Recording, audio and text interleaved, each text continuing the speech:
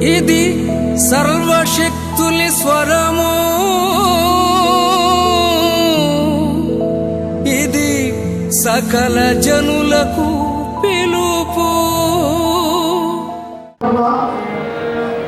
కృపగలిగినటువంటి మా తండ్రి, నీవిచ్చినటువంటి దినము కొరకై స్తోత్రం చెల్లిస్తున్నాం. మా జీవితాలలో మీరు జరిగించిన ప్రతి విధమైన మంచి మేలు కొరకై నీకు స్తోత్రం చెల్లించుకుంటున్నాం. ఈ దినము నిన్ను సంఘముతో కలిసి ఆరాధించబోతా ఉండగా మా మధ్యలోకి దేవుని ఆత్మగా మీరు దిగి వచ్చి అయ్యా అదృశ్యులుగా మాలో ఒకటిగా ఉండి నైనా నిన్ను చూస్తూ మేము ఆరాధించడానికి అందరికీ కృప మాకు దయచేయండి. లోకంలో ఉన్న కన్నులతో కాక అయ్యా తండ్రి ఆత్మ కన్నులతో అంతరాత్మతో నిన్ను సేవించడానికి మా హృదయం అంతా నిండుగా నింపబడటానికి సంతోషంతో నింపబడటానికి నీ కృపను మాకు దయచేయండి ప్రభా. ప్రతి ఒక్కరిని ఆరాధనలో పాల్గొనేటట్లుగా చేయమని ప్రార్థిస్తున్నాం. ప్రతి వారికి సంపూర్ణ విజయం దయచేయండి, సంపూర్ణ ఆనందంతో నింపండి. ఈ ఆరాధన దీవెనకరంగా చేయండి, అపవాది శక్తులకి లైవ్ అవుతున్నట్లుగా చేయమని ప్రార్థిస్తున్నాం. అంధకార క్రియలు నాశనం అవుతున్నట్లుగా ప్రార్థిస్తున్నాం. శ్రీ హల్లెలూయా. శక్తి కలిగిన నీ నామం పేరట ఇది విజయవంతంగా ప్రభా, ఆనందకరంగా జీవకరంగా ఈ ఆరాధన అంతటిని ప్రభా మహిమకరంగా జరిగించమని క్రీస్తు యేసు నామం పేరట అడిగి ప్రార్థించుకుంటున్నాం తండ్రి, ఆమేన్. అందరూ కూడా లేచి నిలబడతాం. సమయంలో కీర్తనల గ్రంథంలోంచి ఒక గ్రంథ పఠనాన్ని మనం చదువుకొని తదుపరి చక్కగా ప్రభువుని మనం ఆరాధిద్దాం, దేవుని గణపరుద్దాం. ఎంత విశేషమైన మంచి సమయాన్ని ప్రభు మనకి ఇచ్చాడు. ఈ సమయంలో దేవుని ఆరాధించడానికి కీర్తనల గ్రంథం 30వ కీర్తన భాగాన్ని చదువుకుంటూ దేవుని గణపరచడానికి మనందరం మన హృదయాన్ని సిద్ధపాటు చేసుకుందాం. మొదటి వచనం నేను చదువుతాను, మరి రెండవ వచనం మీరందరూ కలిపి చదివి ప్రభు నామాన్ని మహిమపరుస్తూ మరి దేవుని కొనియాడదాం. యెహోవా నా శత్రువులను నా విషయమై సంతోషింపనీయక నీవు నన్ను ఉద్ధరించి ఉన్నావు, అందుకే నేను నిన్ను కొనియాడుచున్నాను.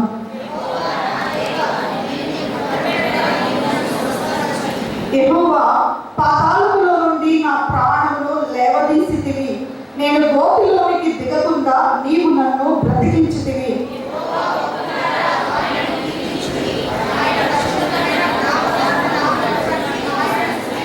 ఆయన కోపము నిమిషమాత్రముండును, ఆయన దయ ఆయుష్కాలమంతయు నిలుచును. సాయంకాలమున ఏడ్పు వచ్చి రాత్రి ఉండినను ఉదయమున సంతోషము కలుగును. యెహోవా దయ కలిగి నీవే నా పర్వతమును స్థిరపరచితివి, నీ ముఖమును నీవు దాచుకొనినప్పుడు నేను కలత చెందితిని.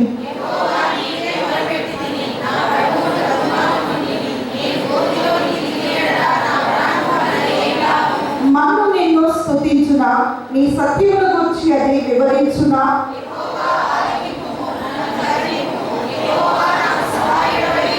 నా ప్రాణము మౌనముగా ఉండక నిన్ను కీర్తించున్నట్లు నా అంగలార్పును నీవు నాట్యముగా మార్చి ఉన్నావు.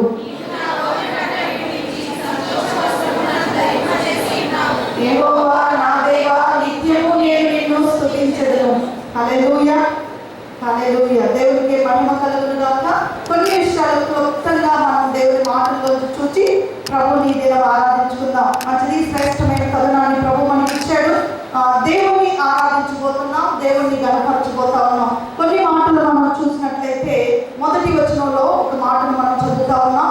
నా శత్రువులను నా విషయమై సంతోషింపనీయక నీవు నన్ను ఉద్ధరించి ఉన్నావు, అందుకై నేను నిన్ను కొనియాడుచు ఉన్నాను. ఎందుకంటే శత్రువు మన విషయమై సంతోషింపనీయక ప్రభు మనల్ని ఉద్ధరించి ఉన్నాడు, అందుకు ప్రభుని కొనియాడుతున్నాడు భక్తుడైన దావీదు.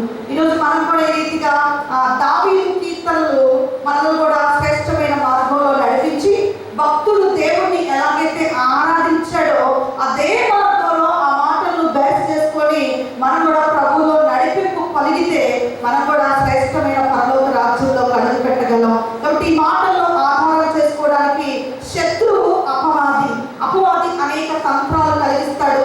వాడు అప్పుల రూపంలో, ఇబ్బందుల రూపంలో,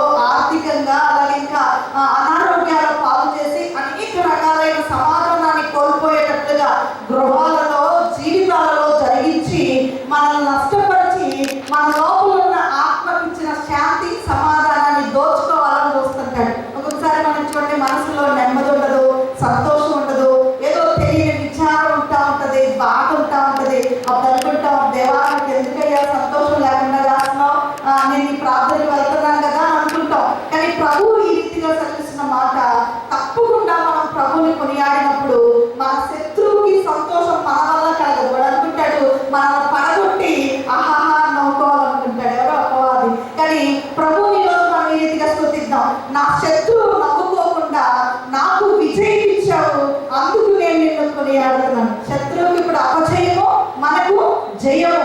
ఏ పరిస్థితుల్లో ఉన్నా విజయంతో నమ్ముదాం, తప్పకుండా దేవుడు నీకు విజయాన్ని దయచేయగలడు. హల్లెలూయా. గట్టిగా దేవుడిని నమ్ముదాం, ప్రభు మనకు విజయము దయచేయబోతున్న దేవుడు. నీ శత్రువుకి అపజయము, నీకు జయమిస్తున్న ప్రభువును బట్టి దేవుడిని కనపడదాం. ఈరోజు నువ్వు ఏదైనా భయంతో టెన్షన్తో ఆరాధనలోకి వచ్చావా? ఇదేంటి ప్రభా, నాకు ఇంకా ఈ బాధ ఏంటి, కష్టం ఏంటి అని ఏదో ఒక తలంపు నీ హృదయంలో ఏదైనా ఒక సమస్య ఉంటే ప్రభు ఆరాధనలో చెప్పే మాట ఏంటంటే, ఆ సమస్యని ఎదుట సంతోషించకుండా నిన్ను సంతోషపరిచి నీకు సమాధానం ఇస్తున్నాడు, అందుకు నేను నీకు కృతజ్ఞత చెల్లిస్తున్నాను. ఇదేమో నాతో మాట్లాడావు ప్రభు ఈ ఆరాధనలో, తప్పకుండా నా పట్ల మీరు ఒక గొప్ప విజయం దయచేయబోతున్నారు. నేను పరిస్థితులను చూసి చలించను, పరిస్థితులకు భయపడను, నన్ను భయపెట్టే విషయాలు నేను కృంగిపోను. నేను నా శత్రువు ఎదుట సంతోషిస్తాను.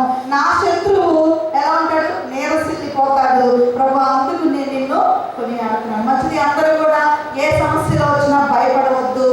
ఎలాంటి సమస్య నిన్ను ఏం చేయదు. ఈరోజు ఆరాధనలో ప్రభు చెప్తా ఉన్నాడు, నమ్ముదాం, దేవుడు స్తుతిద్దాం. నా శత్రువుకి నా విషయమే సంతోషమే కనుక ప్రభా, నీవు నన్ను లేవనెత్తుతున్నావు, నీవు నన్ను బ్రతికిస్తున్నావు అని ప్రభుకి మరి స్తుతి స్తోత్రం చెల్లిద్దాం. ఇంకా 2వ వచనం చదివితే, యెహోవా నా దేవా, నేను నీకు మొరపెట్టగా నీవు నన్ను స్వస్థపరిచితివి. భయపడవద్దు. ప్రభు ఏ పరిస్థితుల్లో, నువ్వు ఎలాంటి సమయంలో నీవు మొరలిడిన దినమున ప్రభు నీ యొద్దకు వచ్చి నిన్ను స్వస్థపరిచి భయపడదు అని చెప్పే దేవుడు మనతో ఉన్నాడు. అందుకు నువ్వు భయపడతావా? ఎట్టి పరిస్థితుల్లో కూడా ఆ లోకంలో ఉన్న వాళ్ళందరూ ఇప్పుడు కరోనా భయంతో భయపడతా ఉన్నారు. ఏం వస్తుందో, ఎటు నుంచి నా గృహానికి ఇది సంభవిస్తుందో అని భయపడతా ఉన్నారు. కానీ నేను ఒక మాట చెప్తాను, ఆరాధనలో ధైర్యం తెచ్చుకుందాం. ప్రభువుకి మొర్ర పెట్టగా మనల్ని, మన కుటుంబాలను స్వస్థపరచగలిగిన ప్రభు మనకున్నాడు. నన్ను భయపడవద్దు అని ఆరాధనలో దేవుడు సెలవిస్తున్నాడు.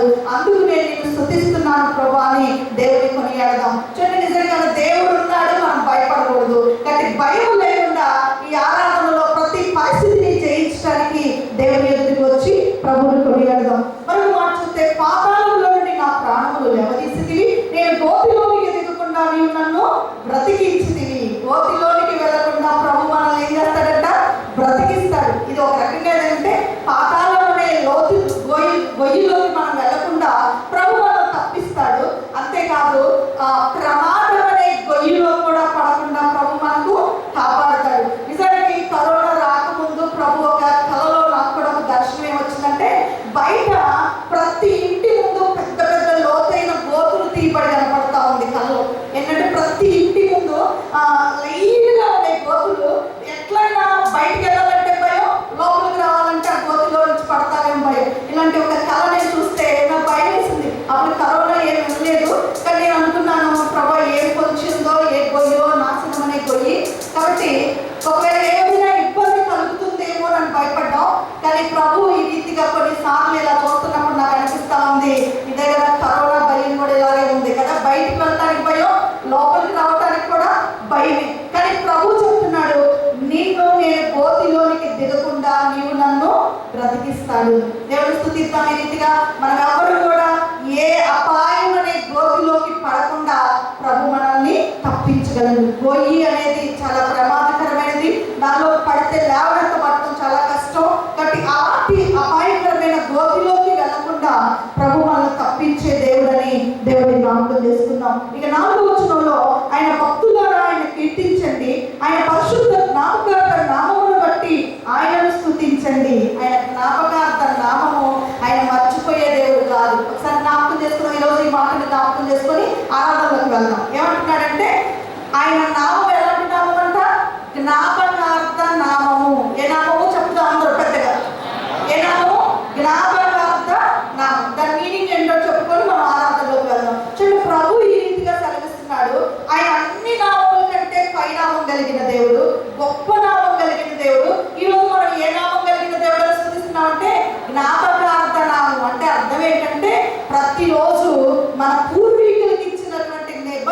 జ్ఞాపకం చేసుకుంటున్నాడు. అబ్రహాముకు, ఇస్సాకుకు, యాకోబుకు ఇచ్చినటువంటి జ్ఞాపకార్థంగా ఏ మాటలైతే చెప్పాడో వాటిని జ్ఞాపకం చేసుకుంటా ఉన్నాడు. వాగ్దానాలను జ్ఞాపకం చేసుకుంటా ఉన్నాడు. ఆయన మన పట్ల ఇచ్చిన నిబంధనలు జ్ఞాపకం చేసుకుంటున్నాడు. ఆయన మర్చిపోయేవాడు కాదు. కాబట్టి ఈరోజు ప్రభు నీ జ్ఞాపకాలలో నేను ఉన్నాను, నన్ను మర్చిపోలేదు. నిన్ను రక్షించినప్పుడు దేవుడు నీకు ఏ వాగ్దానం ఇచ్చాడో, నీ కష్టం వచ్చినప్పుడు ఏ వాగ్దానం అయితే ఇచ్చాడో ఆ వాగ్దానాన్ని ఆయన మర్చిపోలేదు. ఎవరికైనా ధైర్యం ఉందా? ప్రభు దగ్గర మీరు ఏదైనా ఒక మంచి ఆలోచన తీసుకున్నారా? ఎప్పుడైనా సాగులు వాక్యం చెప్తుంటే కానీ, ఒకవేళ నీ బైబిల్ రీడింగ్ లో కానీ ప్రభు నీతో మాట్లాడుతూ నేను ధైర్యపరిచినటువంటి ఆ జ్ఞాపకాలను మర్చిపోకుండా ఈ ఆరాధనలు ఎత్తిపట్టి నువ్వు ప్రభు మర్చిపోయే దేవుడు కాదు. నిత్యము నీ నామము జ్ఞాపకార్థ నామం ప్రభు జ్ఞాపకం ఉంచుకున్నావు. నీ జ్ఞాపకాలలో నేను ఉన్నాను కదా, నన్ను జ్ఞాపకం చేసుకో ప్రభు అంటాం. అప్పుడప్పుడు మన ప్రార్థన ఏమంటాం? పలానా వారిని జ్ఞాపకం చేసుకో ప్రభు అని ఎన్నోసార్లు మనం ఈ జ్ఞాపకం అనే మాట ప్రార్థనలో తరచుగా వాడుతుంటాం. కానీ ఈరోజు నేను చెప్తాను, ప్రభు మనతో ఈ ఆరాధనలో స్పష్టంగా మనందరిలో మాట్లాడుతున్నాడు. మిమ్మల్ని అందరూ నేను జ్ఞాపకంలో ఉంచుకున్నాను. హల్లెలూయా. మరి ఎంతగా దేవుని కనపరుచుకుందాం. ప్రభు మనల్ని జ్ఞాపకంలో ఉంచుకొని మన వైపు అలా చూస్తా ఉన్నాడు. అలాంటి చల్లని చూపు మనకు తోడుగా ఉండగా మనకు బయలుదేరుతూ, అందుకే జ్ఞాపకార్థ నామాన్ని బట్టి ప్రభువుని స్తుతిద్దాం. చెడుగా మరొక మాట చదువుకొని ముందుకు వెళ్దాం. 8వ వచనం, యెహోవా నేను నీకు మొరపెట్టింది, నా ప్రభువుని బతిమాలకుంటిని, నేను గోతిలోనికి తిరిగి ఎడల నా ప్రాణం వల్ల ఏమి లాభము? మనం నేను స్తుతిస్తుందా? నీ సత్యము గురించి అది వివరిస్తుందా? నిజమే కదా ప్రభు, ఈరోజు నేను సజీవురాలనై నేను స్తుతిస్తున్నాను. ఒక మంటి వలె లేవు మనం. ఒకవేళ మనం చనిపోతే ఏమై ఉండేవాళ్ళం అంటే ఈ పాటికి మట్టిగా మార్చబడి ఉండేవాళ్ళం కదా. చనిపోయిన శరీరాలు ఈరోజు నల్లగా ఉన్నాయా? లేవు. వాళ్ళు ఎలా ఉన్నారంటే మట్టిలో కలిసిపోయింది. దేహం అవయవాలన్నీ మట్టిలో కలిసిపోయినాయి. కానీ ఈరోజు నేను మట్టిని కాదు ప్రభా, నేను స్తుతించే ఆయనని కొనియాడుతున్నటువంటి మంచి ఆ దేవుడి ప్రాణంతో ఉన్నటువంటి దానను, నేను గోతిలోకి వెళ్ళిన దాన్ని కాదు. కాబట్టి నీ సత్యాన్ని బట్టి నేను నిన్ను ఆరాధిస్తాను. 10వ వచనం చదువుతాను. ఆలకింపుము, నన్ను కరుణింపుము, యెహోవా నాకు సహాయకుడై ఉండుము. ప్రభు మనకు నిత్యము సహాయకుడై ఉండే దేవుడు. యారన్న మరొక విషయాన్ని గుర్తుపెట్టుకుందామా? దేవుడు నిత్యము నీకు సహాయకుడుగా ఉంటాను అని యారన్నలో ఖచ్చితంగా నీకు కలిగిస్తున్నాడు. ఏ విషయం గురించి ఆందోళన చెందుతున్నా ఆ విషయాన్ని నాకు చెప్పక్కర్లేదు. నీ మనసుకు తెలుసు, దేవుడికి తెలుసు. అందుకు దేవుడు ఏమంటున్నాడంటే నేను నీకు సహాయకుడుగా రాబోతున్నాను. హల్లెలూయా. ప్రభు మనకి సహాయకుడిగా ఉంటున్నాడు. కాబట్టి ప్రభుని ఈరోజు మంచిగా ధైర్యంతో నన్ను భయపడవద్దన్నావు ప్రభా. నాకు కావలసినటువంటి శత్రువు ఏ రీతిగా నా మీద విజృంభించినా దాన్ని కట్టడి వేసి నాకు సంతోషాన్ని నాకు ఇస్తానన్నావు. అందుకు నేను నిన్ను కొనియాడుతున్నానని. చివరిగా నా అంగలార్పు నీవు నాట్యంగా మార్చి ఉన్నావు. నా గోనె పట్ట విడిపించి సంతోష వస్త్రము ధరింపచేసి ఉన్నావు. సంతోషాన్ని మరి అంగలార్పు తీసివేసి నిత్యము సంతోషాన్ని ఇస్తున్నాడు. అందుకు ప్రభా నేను ఈ దిన ఆరాధనలో నా ప్రియ సంఘస్థులతో కలిసి ఈరోజు నేను సంతోషంగా నేను ఆరాధిస్తాను. నా హృదయపూర్వకంగా నేను గణపరుచుకుంటాను. ఎంతమంది గణపరుద్దాం? చేద్దామా మరి ఆరాధన ప్రభుకి?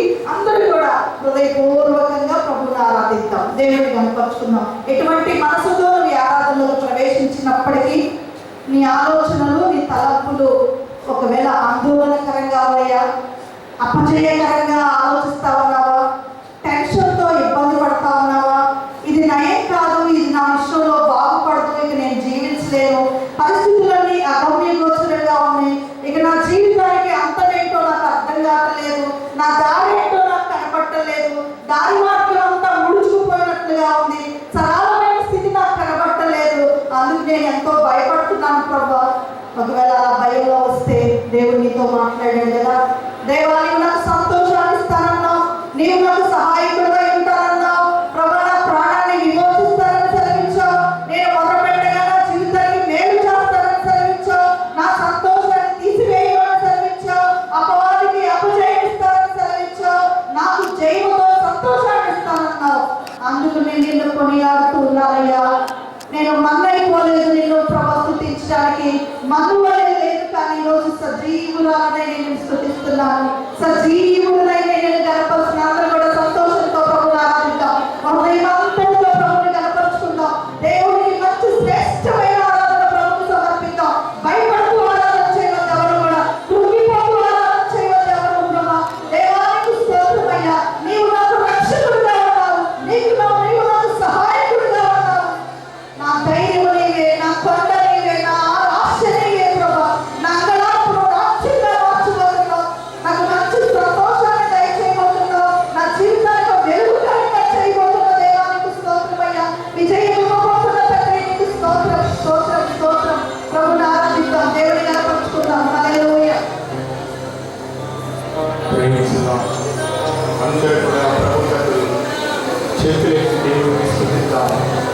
స్తుతి సింహాసనాసీనుడైన దేవుడు, సర్వశక్తిమంతుడైన దేవుడు.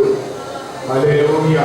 అందరూ కూడా చేతులు ఆకాశం తగ్గి ఎత్తి ప్రభుని స్తుతిస్తూ మనందరూ కలిసి ప్రభునామములో ఉన్నతమైన దేవుడు, రక్షకుడైన దేవుడు, కాపరైన దేవుడు, సంరక్షించి ఏ తెగులు పురాణము సమీపించకుండా, ఏ వ్యాధులు మన ఎదురు రాకుండా ఆయన కంచెలో కాపుదలలో భద్రపరుస్తున్నటువంటి దేవుడు.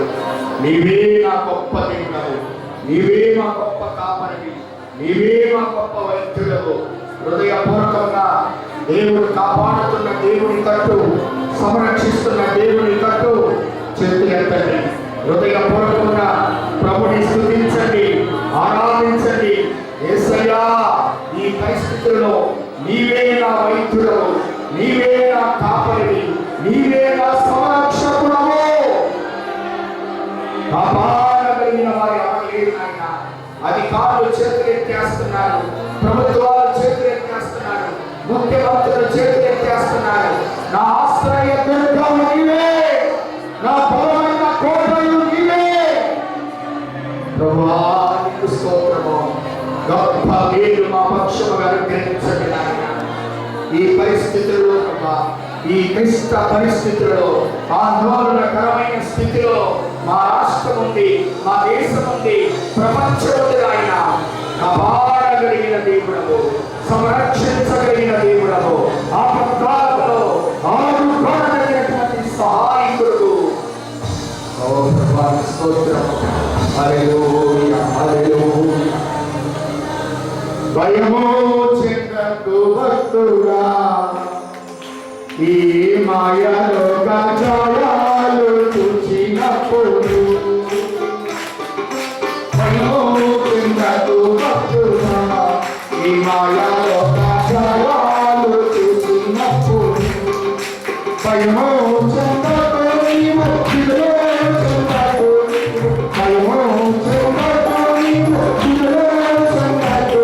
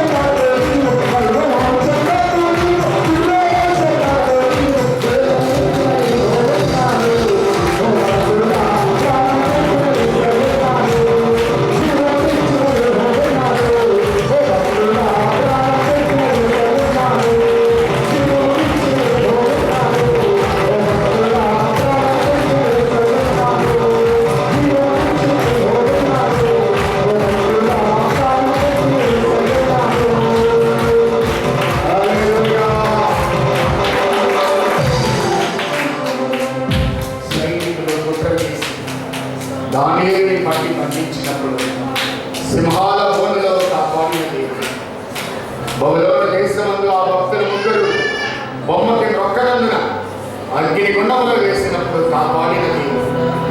ఐగుప్తు దేశమందు బాలుడైన యోసేపు పాపము చేయనందున పట్టి బంధించి చెరసాలలో వేసినప్పుడు రాజు కళని తెలియపరిచి ఆ దేశానికి చక్రవర్తిగా చేసిన దేవుడు.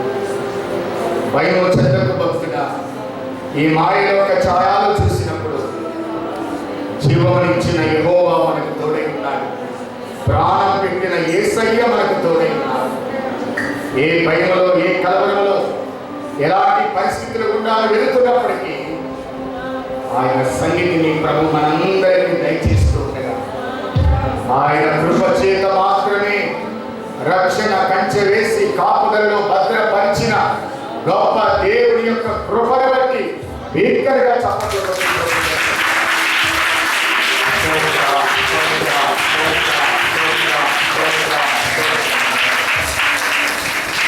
ప్రార్థన చేస్తున్నాం. ఈ సమయంలో వెనక ప్రార్థన చేస్తుంది. అందరూ కూడా ప్రార్థనలు ఎక్కిద్దాం. ప్రార్థన పూర్వకంగా ప్రభు సన్నిధిలో వాక్యం కొరకు సిద్ధపడ్డాం. మంచిది. ఈరోజు మనం దేవుని యొక్క వాక్య భాగాన్ని ఒక 45 నిమిషాలు మనము ధ్యానం చేసుకున్నాము. వెనకమాల ఉన్న వారు కూడా చక్కగా బైబిల్ గ్రంథాన్ని మీ చేత పట్టుకోండి. దేవుని అంత్య దినాలలో మనకి ఇస్తున్నటువంటి సందేశాలు ఎక్కడికక్కడికి వచ్చేవారంటే ఎట్లుంటుందో అర్థం కావట్లేదు. ఈ వారం 3 మందిరాలు మూతపడ్డాయి. వచ్చే ఆదివారం ఏమైందో తెలియట్లేదు. మరి ప్రభుత్వం ఏం ప్రకటించిందో, ఎక్కడ ఏమి ఆపమంటారో అర్థం కావట్లేదు. దేవుని కృప ఏంటంటే ఈ మధ్యలో ఎక్కడ ఇల్లు లేవు కాబట్టి మనం సేఫ్లో ఉన్నాం. అది అసలు విషయం. ఇక్కడ కూడా కాస్త అడవుడిగా ఇల్లుంటే పాత మందిరం లాంటి మందిరం అయితే ఈ పైన మనం కూడా క్లోజ్ చేయాల్సిందే.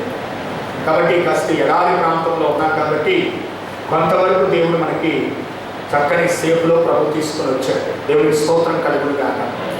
మంచిది. వాక్యంలో నుంచి గత వారం యెహోషువ గ్రంథాన్ని మీ ఎదురు నేను పెట్టాను. యెహోషువ గ్రంథంలో వేగుల వారి గురించి మీతో చెప్పాను. రెండోది రాహాబు అనేటటువంటి ఒక వేశ్య ఏ విధంగా రక్షణ పొందిందో మనం చూస్తూ వచ్చాం. ఆమె దేవుడి గురించి విన్నది, ఆమె దేవుడి గురించి గ్రహించింది. ఆమె గ్రహించిన తర్వాత దేవుని యందు విశ్వాసం వచ్చింది. తర్వాత వేగుల వారిని సమాధానంగా చేర్చుకున్నది. తర్వాత ఆమె విధేయత చూపించింది. తర్వాత ఆమె వేడుకొన్నది. తర్వాత వేగుల వారు చెప్పినట్లుగా ఎర్రని తొగడ దారము తన ఇంటికి కట్టుకుంది. దేవుని స్తోత్రం చెప్పండి. హల్లెలూయా. ఇకపోతే రక్షించబడిన రాహాబు యొక్క జీవితాన్ని మీ ముందు పెట్టాలనుకుంటున్నాను. రక్షించబడిన తర్వాత రాహాబు యొక్క జీవితం ఎలా ఉంది అనే సంగతులు ఈరోజు కాసేపు మన వాక్యంలో నుంచి ధ్యానం చేసుకుందాం. అందరూ మాస్క్ పెట్టుకోండి సాధ్యమైనంత వరకు, మీ పక్కన వారికి ఇబ్బంది లేకుండా. నేను కాస్త దూరంలో ఉన్నాను కాబట్టి మీకు మాట్లాడడానికి ఇబ్బంది కాబట్టి నేను కూడా ఇప్పుడు మాస్క్ పెట్టుకున్నాను. వాక్యం చెప్పేటప్పుడు మీకు దూరంగా ఉన్నాను కాబట్టి కాస్త నేను పెట్టుకోవట్లేదు. కాబట్టి మీరు జాగ్రత్తగా మనం ఇక్కడ ఉన్నంతసేపు మరొకరికి అభ్యంతరకరంగా ఉండకుండా దేవుడి వాక్యాన్ని చక్కగా విని మనం ఆత్మీయంగా బలపడి వెళ్ళవలసిన స్థాయి. కాబట్టి దేవుడు త్వరలో అన్నింటినీ చక్కపరుస్తాడు. మనందరం మళ్ళా ఒక అద్భుతమైన ఉజ్జీవాన్ని చూడబోతున్నాం. దేవుడి స్తోత్రం కలుగును గాక. మంచిది. రక్షించబడినటువంటి రాహాబు యొక్క జీవితాన్ని ఏ విధంగా రక్షించిన తర్వాత తన జీవితం ఆస్వాదించబడిందో మీతో చెప్పాలని నేను ఆశపడుతూ ఉన్నాను. ఒకటి, మరి మనం వాక్య భాగంలో యెహోషువ గ్రంథము 2వ అధ్యాయం 12వ వచనంలో చదవండి. నేను మీకు ఉపకారము చేస్తే కనుక మీరును నా తండ్రి ఇంటి వారికి ఉపకారము చేసి నాకు నిజమైనటువంటి ఆనవాలు ఇచ్చి నా తండ్రియు నా తల్లియు నా అన్నదమ్ములను నా అక్క చెల్లెండ్రు వారికి కలిగి ఉన్న వారందరూ చావకుండా బ్రతకనిచ్చి రక్షించినట్లుగా యెహోవా తోడని ప్రమాణము చేయమని అడిగింది. మొదట దైవ భక్తులకు సహాయం చేసినట్లుగా చూస్తున్నాం. ఎవరికి సహాయం చేసిందేనా? దేవుని బిడ్డలకు యెహోషువ పంపినటువంటి వేగుల వారికి, ఒక రాహాబు అనేటటువంటి ఒక వేశ్య దేవుని యొక్క భక్తులకు సహాయం చేసేటటువంటి అనుభవంలో ఉంటుంది. ఈరోజు దేవుని యొక్క బిడ్డలకు, దేవుని యొక్క భక్తులకు సహాయం చేయగలిగినటువంటి మనస్సు మనకు ఉండాలి. అప్పుడే దేవుడు ఒక రకమైనటువంటి ఆశీర్వాదాన్ని ప్రభు మనకి ఇస్తాడు. అంటుంది, నేను ఉపకారము చేసింది గనక మీరు నా తండ్రి ఇంటి వారికి ఉపకారము చేయగలనని చెప్పుచున్నాను. ఏమంటుందండి? నేను మీకు ఏం చేశాను? ఉపకారం చేశాను. ఉపకారం ఎవరికి చేసింది? దేవుని యొక్క బిడ్డలకు ఉపకారం చేసింది. యెహోషువ పంపినటువంటి వేగుల వారికి ఉపకారం చేసినట్లుగా మనం చూస్తున్నాం. నేడు మనం కూడా అనేకులకు ఉపకారం చేయవలసిన వారమై ఉన్నాం. ఎందుకంటే అది దేవునికి ఇష్టమైనటువంటి యాగం అంటారు. ఏంటంటే మనం ఉపకారం చేయగలిగిన స్టేజ్లో మనం ఉంటే, ఉపకారం చేయగలిగిన స్థితిని ప్రభువుని ఇవ్వగలిగితే తప్పకుండా ఆ ఉపకారం ఎవరికి చెందుతుందో వారికి ఉపకారం చేయటంలో నీ చేతులు వెనక్కి తీసుకోకూడదు. దేవుని స్తోత్రం కలుగుతుంది కనుక ఏమండి, దేవుణ్ణి ఎరుగునటువంటిది అయినప్పటికీ, దేవుడు ఎవరో పూర్తిగా తెలియనప్పటికీ కూడా తన ఇంటికి వచ్చిన దేవుని యొక్క బిడ్డలకు, ఆకాశమందున్న సర్వశక్తిమంతుడైనటువంటి దేవుని యొక్క బిడ్డలకు ఈమె ఉపకారం చేయగలిగింది. ఆ మాట మంది, నేను మీకు ఉపకారము చేసి తిని గనక. ఏం చేసిందంటే ఉపకారం? వాళ్ళిద్దరిని వాళ్ళ ఇంట్లో దాచిపెట్టింది. వాళ్ళిద్దరిని ఆ పైన మొచ్చు మీద దాచిపెట్టింది, మిద్దె మీద. ఆ దేశస్తులకు కంటపడకుండా చేసింది. వారిని తప్పించుకొని పోవటానికి తన పక్కనున్న కిటికీలో నుంచి తాడు కట్టి వారిని తిప్పింది. అది ఆమె చేసినటువంటి ఉపకారం. అందుకే బైబిల్ ఏం చెప్తుందంటే, తప్పకుండా దేవుని బిడ్డలైనటువంటి మనము ఉపకారం చేయగలిగిన స్టేజిలో ప్రభు నిన్ను ఉంచితే, ఉపకారం చేయగలిగిన హోదాలోకి ప్రభు నిన్ను తీసుకుని వెళ్తే తప్పకుండా ఉపకారం చేయటానికి మనం సిద్ధపడాలి. ఎబ్రీ పత్రిక 13వ అధ్యాయము 16వ వచనానికి మనం వెళ్దాం. ఎబ్రీలకు రాసిన పత్రిక చదవండి. ఇక్కడ ఉపకారమును ధర్మమును ఉపకారమును ధర్మమును చేయ మరిచిపోకుడి. అట్టి యాగములు దేవునికి ఇష్టమైనవి. హరి చెప్పండి గట్టిగా. ఏమన్నాడండి అక్కడ? ఉపకారములను, రెండోది ధర్మములను. చదవండి అక్కడ. చేయటానికి మర్చిపోవద్దు. ఉపకారము చేయటం మర్చిపోవద్దు, ధర్మము చేయటం మర్చిపోవద్దు. ఇంటిని దేవునికి ఇష్టమైన యాగములు అన్నాడు. దేవుని స్తోత్రం కలిగిన గాక. ఇప్పుడు ఏం చేసింది? బాగా వినండి, బాగా వినాలి వాక్యాన్ని పిల్లలు. వాక్యం ఈరోజు మనకు దొరుకుతుంది. ఇలా నలపడానికి లేదు, కాజాలకు లేదు, పాటిపడడానికి లేదు. వచ్చారండి 5 సంఘాల్లో 2 సంఘాలే ఆరాధన. దేవుడు మీకు ఇచ్చాడు, చక్కగా వినండి. వచ్చేవారు వ్యక్తాడు ఎవరో నాకు తెలియని పరిస్థితులు ఎక్కడి. దేవుడి స్తోత్రం కలిగిన కాక. ఏమంటే పెట్టినప్పుడే భోజనం. ఇక్కడ ఏం లేకపోతే మనం మన ఇంటికాడ కూర్చోవలసింది. జాగ్రత్తగా వాక్యాన్ని మనస్సులో పెట్టుకుని వెళ్ళండి. ఇది అంత్య దినాలు, అపాయకరమైన దినాలు. దినములు చెడ్డవి. నేను బైబిల్లో దినములు చెడ్డవి అంటే ఏంటి? దినాలు చెడ్డవి అనుకుంటాడు అనుకున్నాను. ఏమంటే ఇప్పుడు దినాలు చెడ్డవి కదా, బయటికి వెళ్ళాలంటే చెడ్డ దినాలు. అమ్మో బయటికి వెళ్ళొద్దు బాబు అంటున్నారు. దినములు చెడ్డవంటే ఇవే, బయటికి వెళ్తే భయం. కాబట్టి దేవుడు మనకి ఇస్తున్న వాక్యంలో ఉపకారము చేయుటలో కానీ, ధర్మము చేయుటలో కానీ మరిచిపోవద్దు. ఇది దేవునికి ఇష్టమైనటువంటి యాగములు. దేవుని స్తోత్రం కలుగును గాక. కనుక అందరి ఎడలను, మరి విశేషంగా విశ్వాస గృహమునకు చేరిన వీరి ఎడల ఏం చేశారక? మేలు చేయగలిగిన వారి.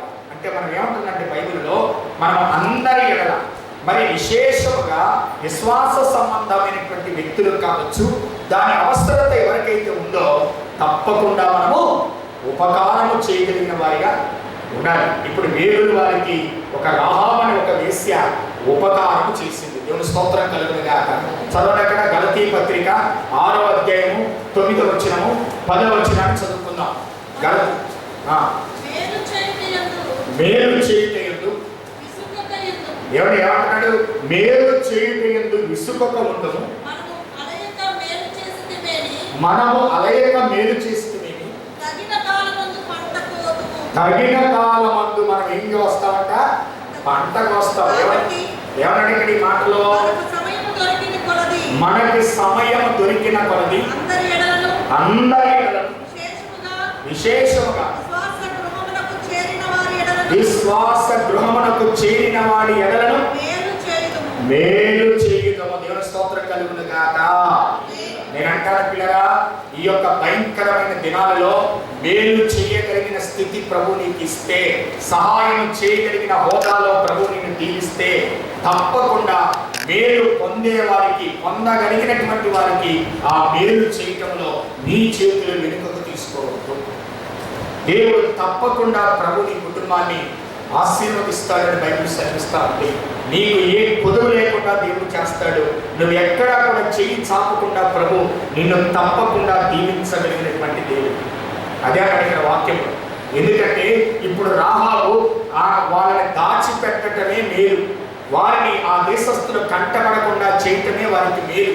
వారిని వచ్చిన వారిని వారు ఇక్కడ లేరు, వారు ఇందాకే వచ్చి వెళ్ళిపోయారు అని చెప్పి వారిని పైన మిద్దె మీద దాచిపెట్టి కనపడకుండా చేసి, కంటపడకుండా చేసి, వారిని కిటికీకుండా తిప్పి పంపించడమే దేవుని బిడ్డల పట్ల రాహాబు చేసిన గొప్ప మేలు. దేవుని స్తోత్రం కలుగును గాక.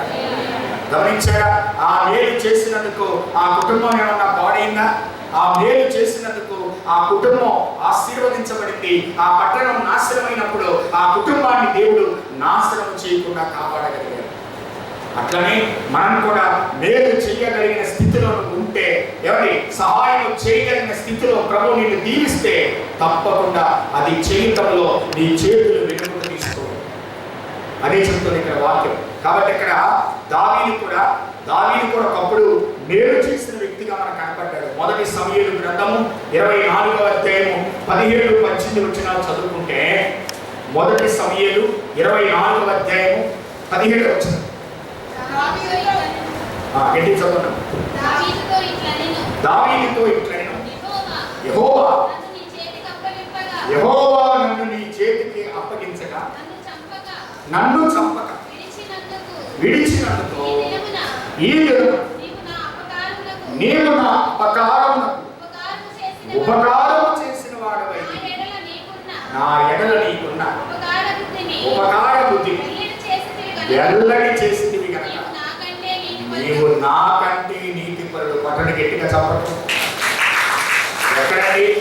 దేవుని బిడ్డలు ఎప్పుడు కూడా ఉపకారం చేయాలి తప్ప అపకారం చేయకూడదు. వినండి, దేవుని బిడ్డలకు అపకారం అనే మాట, నష్టపరిచే అనే మాట, కీడు అనే మాట, పాడు అనే మాట దేవుని బిడ్డల నోట పలకకూడదు. ఇప్పుడు ఎవరండి? దావీదు ఎవరికి ఉపకారం చేశాడు తెలుసా? తన శత్రువు, వాస్తవంగా చెప్పాలంటే సౌలు దావీదును 100 సార్లు చంపాలనుకున్నాడు. 100 సార్లు సౌలు మొదటి రాజు. ఆ సౌలు దావీదును చంపాలనుకున్నాడు. ఒకసారి ఒక గృహలో దాక్కుంటారు. ఆ సన్నివేశం అక్కడ మీకు చదివిన సన్నివేశం. గృహలో లోపల దావీదు ఉన్నాడంట. గృహ యొక్క వెలుపట సౌలు యొక్క సైనికుడు సౌలు వచ్చాడంట. బాగా దావీదుని వెతకటానికి వచ్చాడు, దావీదుని చంపటానికి వచ్చాడు సౌలు. కానీ ఎక్కడున్నాడు? ఒకే గుహలో ఉన్నాడు. ముందు దావీదు లోపల ఎక్కడో ఉన్నాడు దావీదు, ఇక్కడేమో వెలుపల సౌలు వచ్చాడు. బాగా అలిసిపోయాడు సౌలు. దావీదుని వెతికి కనపడక అంత నీరసం వచ్చింది. ఒరే కాసేపు ఈ గృహలో రెస్ట్ తీసుకున్నారా? అందరూ పడుకున్నారని పడుకున్నారు. పడుకుంటే ప్రాణం వెళ్ళిపోయిందో సౌలు యొక్క ప్రాణం. అప్పుడు లోపల ఉన్న దావీదుకి సౌలు కనపడుతున్నాడు. అప్పుడు దావీదు పక్కన ఉన్న వాళ్ళు అంటున్నారు, అయ్యా దేవుడే నీ చేతికి అప్పగించాడేమో నీ శత్రువుని, అసలు ఇట్లాంటి సమయం పోటు రాదు, నిద్రపోతున్నాడు సౌలు సైనికులు కూడా నిద్రపోతున్నారు. ఒక్కసారి నీ చేతిలో ఉన్న కత్తి తీసుకెళ్లి సౌలుని గనక నరికేస్తే నీ శత్రువుని కళ్ళ ముందు కనపడకుండా పోతాడు. మంచి అవకాశం, దేవుడే నీ చెంతగా చేర్చాడు అనుకో సౌలుని అని పక్కన ఉన్న వాళ్ళు దావీదు చెబుతున్నారంట. దావీదు అంటాడు, దేవుని చేత ఏర్పాటు చేయబడిన వారిని చంపకూడదు. వెంటనే సౌలు దగ్గరికి వెళ్ళాడు. నిద్రపోతున్న సౌలు దగ్గరికి. సౌలు పైన వస్త్రం అన్నది పై వస్త్రం, ఆ వస్త్రాన్ని తన కత్తితో సగానికి దగ్గరుకొని వచ్చేస్తాడు. ఇక తర్వాత సౌలు నిద్ర లేచిన తర్వాత చూసుకుంటే తన వస్త్రం సగమే ఉంది. ఏంటంటే ఆ వస్త్రం ఎవరో కోసేయాలంటే అప్పుడు దావీదు అంటాడు, నేనే కోసాను. నువ్వు నిద్రపోతున్నప్పుడు నీ పై వస్త్రాన్ని కోసాను, పై వస్త్రాన్ని కోసిన నేను నీ మెడ కోయటం, నీ తల కోసుకొని వెళ్తాను, నాకు పెద్ద గొప్పేమి కాదు. అందుకని నువ్వు దేవుడి చేత ఏర్పాటు చేయబడ్డావు కాబట్టి నువ్వు నాకు కీడు చేశావు, కానీ నేను నీకు కీడు చేయాలనుకోలేదు. నీ కీడుకు నేను ప్రతి కీడు చేయలేదు, కానీ నీ కీడుకు నేను ఉపకారం చేశాను అన్నాడు. పట్టణం గట్టిగా అప్పుడు పలుకుతాడు సౌలు ఈ మాటలు. మరలా చదవండి ఆ మాటలు. ఏం పలికాడు? 17 వచ్చిన 24-17. దావీదుతో ఇట్లా సౌలు అంటున్నాడు, దావీదుతో ఇట్లా నేను యెహోవా నన్ను నీ చేతికి అప్పగించాడు, నీవు నన్ను చంపకుండా విడిచిపెట్టినందుకు ఈ దినమున నీవు నా అపకారమునకు నువ్వు ఉపకారము చేసిన వాడవైతివి. నా ఎడల నీకున్న ఉపకార బుద్ధిని నువ్వు వెల్లడిపరిచింది కనుక నీవు నాకంటే నీతిమంతుడు. హల్లి చెప్పని గట్టిగా. శత్రువుకు కూడా అపకారమును తలపెట్టని వాడు కాదు. వినాలి, దేవుడి బిడ్డలుగా మనం ఈ రాత్రి ఈ మధ్యాహ్నం నేర్చుకుంటున్న మాట ఏంటంటే, చదవండి. ఈ దినమున నీవు నాకు చేసిన దానిని బట్టి యెహోవాకు ప్రతిగా నీకు మేలు చేయునుగాక. చదవగలగాలి. ఏమంటున్నాడు దగ్గర?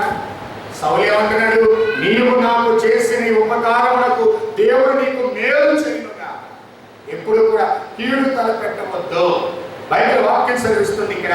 రాహాబు అనే స్త్రీ దేవుని భక్తులకు సహాయం చేయగలిగింది. తనకు చేతనైనంతగా వారిని శత్రువులకు కంటపడకుండా, వాళ్ళ దేశానికి కంటపడకుండా, వాస్తవంగా చెప్పాలంటే ఇది దేశద్రోహం అయింది రాహాబు చేసింది. అవునా కదా? సొంత దేశానికి దేశద్రోహం అంటారు దాన్ని. సొంత దేశానికి అన్యాయం చేసింది. దేవుని భక్తులను దాచిపెట్టింది, వాళ్ళకి సహాయం చేసింది, వారిని తప్పించింది, వారిని వాళ్ళ ఇంట్లో ఉంచుతుంది, వారిని కంటపడకుండా చేసింది.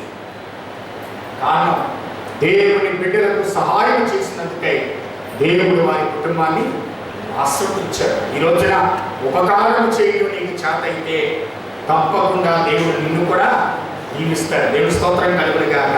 ఇక రెండోది, రాహాబు చేసినటువంటి రెండవ పని ఏమిటంటే, రాహాబు దైవ జనులకు పరిచర్య చేసింది. చమరగొట్టాలి గట్టిగా.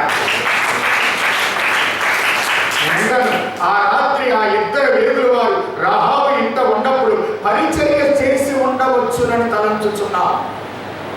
ఏమిటి? ఆ రాత్రి దేవుని బిడ్డలు ఆ ఇంట్లో ఉంటే ఏ బిర్యానీ వండి పెట్టిందో, చపాతీలు వండి పెట్టిందో, ఏం కాల్చి పెట్టిందో ఓరకనే ఉంచుకుంటుందో వాళ్ళ ఇంట్లో.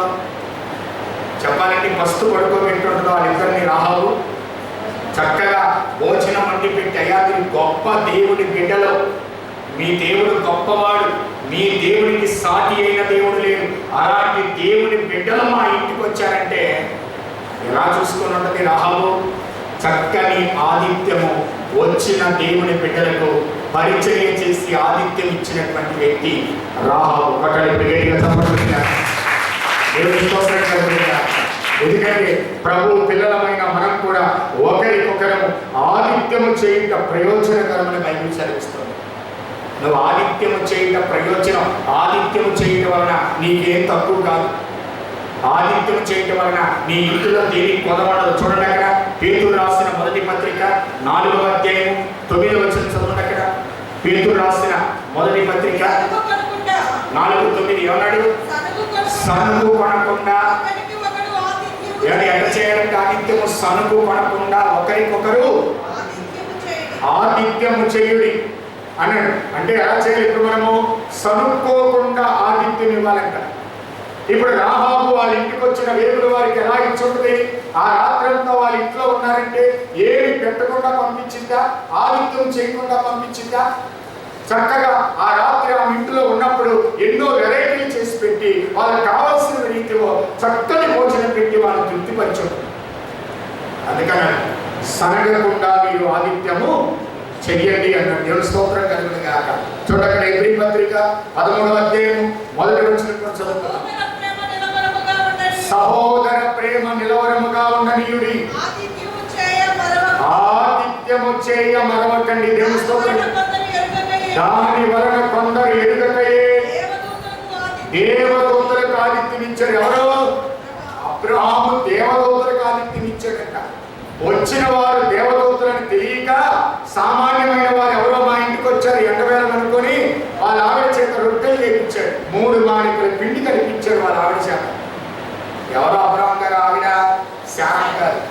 శారా 3 మానికల పిండి తీసుకొని రొట్టెలు కాలిస్తే ఈయన వెళ్ళి మందలో లేత దూడం తీసుకొని దాన్ని చక్కగా సిద్ధం చేసి ఉదించి వాళ్ళ ఆవిడ చేసిన చక్కని రొట్టెలతో మాంసంతో వచ్చిన వారికి ఆతిథ్యం చేశాడు అబ్రహాం. ఎందుకని? వచ్చిన వారు దేవదూతలను తెలియదు. ఒకవేళ దేవదూతలను తెలిస్తే ఆదిత్యం ఇంకెంత రేంజ్లో ఉండేదో. వచ్చిన వారు సామాన్యమైన వారికే అబ్రహాము ఆతిథ్యము ఒక ఉన్నతమైనదిగా ఉంది. రొట్టెలు మాంసం. ఎన్ని రొట్టెలు? 3 మానికల పిండితో చేసిన రొట్టెలు. అంటే వచ్చిన వాళ్ళకి ఒక్కొక్కరికి ఒక్కొక్క మానిక పిండి రొట్టెలు. గమనించారా ఎంత చక్కగా చేశాడో? వాళ్ళు ఏమనిపోయారండి? రొట్టెలు తృప్తిగా తిని మేఘటికి పాటికి నీ యొక్క గర్భములో దేవుడు వాగ్దానం చొప్పున కుమారుడు ఉంటాడు అనిపోయారు. గమనించారా? తిన్నవాళ్ళు ఏమని దీవించారు? మీకు మేఘటి కల్లా దేవుడు గర్భఫలం ఇవ్వకపోతున్నాడు. ఎప్పుడైతే ఆ మాట చెప్పాడో వచ్చే సంవత్సరానికల్లా అబ్రహాము శారా ఒళ్ళో వాగ్దాన పుత్రుడని ఇస్సాకున్నాడు. పట్టణ ఇప్పుడు కదా. అందుకే వాక్యం చెప్తుంది, మొదటి మాట రక్షించబడినటువంటి రాహాబు యొక్క జీవితం ఎలా ఉందంటే, 1 దైవ భక్తులకు సహాయం చేసింది. నెంబర్ 1. రెండోది దేవుని యొక్క బిడ్డలకు పరిచర్య చేసింది. దేవుని స్తోత్రం కలుగును గాక. ఇక మూడోది రాహాబు తన ఇంటి వారిని రక్షణలోకి నడిపించింది. ఇప్పుడు గట్టి కొట్టాలి మీరు చెప్పండి. ఏం చేసిందండి? వారి ఇంటి వారిని రక్షణలోకి నడిపించింది. ఇప్పుడు బాగా చదవండి. 2వ అధ్యాయం యెహోషువ గ్రంథం 13వ వచనం చదవండి ఒకసారి. ఏమంటుంది? నా తండ్రియు నా తల్లియు నా అన్నదమ్ములను నా అక్క చెల్లెండ్రులను వారికి కలిగి ఉన్న వారందరూ చావకుండా బ్రతకనిచ్చి రక్షించినట్లుగా దయచేసి యెహోవా తోడని నాకు ప్రమాణము చేయండి. హల్లెలూయా. రాహాబు తన ఇంటి వారిని రక్షణలోకి నడిపించింది. నేను అంటాను కదా, గత వారం ఈ వారం దేవుడు ఎందుకు మాట్లాడుతున్నాడు ఈ అంశాన్ని మన దగ్గర? ఎందుకంటే తన ఇంటి వారిని రక్షణలోకి నడిపించుకుంది. నా తండ్రియు నా తల్లియు నా సహోదరులను నా యొక్క చెల్లెళ్ళు అక్క చెల్లెలు నా అన్నదమ్ములు కూడా నాతో పాటు రక్షించమని చెప్పి వారి దగ్గర ప్రమాణం చేయండి నాకు మీరందరూ. ఎంత గొప్ప సంగతి! ఈ రోజున ఇలాంటి దుర్గతమైన పరిస్థితిలో ఉన్నప్పుడు మనం నీ సహోదరుల కొరకు, వారి రక్షణ కొరకు, వారికి సువార్త నిమిత్తమై, పరలోక నిమిత్తమై, దేవుని రాజ్యం నిమిత్తమై చెప్పవలసిన బాధ్యత ఇప్పుడు మనకు ఉండాలేదా? ఉండలేదా? అంత్య దినాల్లో ఉన్నాం. ఏం జరిగిందో ఒక నెల కట్టుండదో. ఈ మందే కనుక రాకపోతే సెప్టెంబర్ నాటికి మన దేశంలో సగం మందికి వచ్చిందంటే ఈ వైరస్. సగం మంది అంటారు, అవి సగం ఈ సగం. గమనించారా? సెప్టెంబర్ కల్లా ఎప్పుడో కదా, ఇది జూలై, ఆగస్టు, సెప్టెంబర్, ఇంకా 2 నెలలకి దేశంలో సగం మందికి వైరస్ వ్యాప్తి చెందింది. గమనించారా? ఏం చేయాలో అర్థం కావట్లేదు. ఏ పనులు చేయాలన్నా పనులు చేసేవాళ్ళు ఉండరు. ఒక చోట కూడాలంటే భయం, బయటికి వెళ్ళాలంటే భయం, ఎవరైనా కొనాలంటే భయం, ఎవరైనా ఇంటికి వెళ్ళాలంటే భయం. ఏం చేయాలి? పరిస్థితి చూడండి. ఈ వ్యాధి సోకినప్పుడు ఎవరు మన ఇంటికి రారు, పలకరించేవారు మనకు ఉండరు, ఆప్తులు ఉండరు. గతంలో ఏదైనా బాగోపోతే హాస్పిటల్లో ఉంటే ఎవరి బత్తాయిలు యాభై తీసుకుని వస్తుంటారు మన వాళ్ళు అందరూ. పాపం శుభ్రంగా పిండుకొని తాగుతాం, ముచ్చలు చెప్పుకోవచ్చు బయట మీద. ఇప్పుడు ఎవరు నీ దగ్గరికి వచ్చేవాడు లేడు, నిన్ను పలకరించేవాడు లేడు. ఇలాంటి క్లిష్ట పరిస్థితుల్లో మనం ఉన్నప్పుడు ఇంకా రక్షణ పొందని నీ బంధుమిత్రులు ఉన్నారే, నీ అక్క చెల్లెళ్ళు ఉన్నారే, నీ అన్నదమ్ములు ఉన్నారే, నీ తల్లిదండ్రులు ఉన్నారే. ఆమె ఎంత వైల్యంగా అడిగిందో చూడండి, ఎంత చక్కగా అడిగిందో దేవుడు వారిని. ఏమని చదవండి అక్కడ? నా తండ్రియు నా తల్లియు నా అన్నదమ్ములు నా అక్క చెల్లెలు వారికి కలిగి, వారు మాత్రమే కదంట, వారికి కలిగి ఉన్న వారందరూ అంటే ఎవరు? మా అక్కోల కూతురు, మా అక్కోల కొడుకు, మా అక్కోల కోడలు, మా అక్కోల ఏమండి అల్లుడు, వారికి కలిగిన వారందరూ, మా అక్కగారి మనవడు, ఆ ముది మనవడు. అబ్బో చాలకి వెళ్ళిందండి. ఓ వాళ్ళందరూ కూడా ఏమంటుంది అక్కడ? వారందరూ చావకుండా బ్రతకనిచ్చి రక్షించినట్లు దయచేసి యెహోవా తోడని ప్రమాణము చేయమని అడుగుతుంది. పట్టణి గట్టిగా ఇలాంటి గొప్ప లోపల నీ మనసులో కూడా ఇలాంటి ఉద్యమం ఈరోజు నీకు రావాలి. ఇలాంటి ఉద్యమంలో ప్రభువుని అడగాలి. ఏమని అడగాలి? ప్రభువా, ఇంకా నా అక్క చెల్లెలు మారలేదు, అన్నదమ్ములు మారలేదు, నా తల్లిదండ్రులు మారలేదు, నా రక్త సంబంధులు మారలేదు, రాకడ సమీపించబోతుంది. నువ్వు ఈ దినం వస్తే నేను ఎత్తబడతా కానీ వాళ్ళు ఎత్తబడరు కదా ప్రభువా. వాళ్ళ నిమిత్తమై ఒక రోజున ఉపవాసం ఉండి ప్రార్థన చేయి. ఖచ్చితంగా ఇదే టైంలో లాస్ట్ ఇయర్ ఇక్కడ ఉపవాస ప్రార్థన జరుగుతున్న 21 రోజులు, జూలై మాసంలో 21 రోజులు ఉపవాస ప్రార్థన పెట్టాం. ఇప్పుడు ఉపవాస ప్రార్థన పెట్టాలంటే భయం ఉంది. గమనించారా? పరిస్థితులు చూడండి ఎంత మార్పు వచ్చిందో సంవత్సరంలోనే. గమనించారా? అందుకే రక్షించబడిన వారికి మనం ప్రార్థన చేసే వ్యక్తులుగా మనం ఉండాలి. ఏమన్నా మన స్తోత్రం చెప్పండి ఒకసారి. హల్లెలూయా. చూడ ఆ మాట చొప్పున 6వ అధ్యాయము 23 చదువున సమాధానం వచ్చిందో లేదో. యెహోషువ గ్రంథము 6వ అధ్యాయము 23 చదువు. ఏమన్నాడు?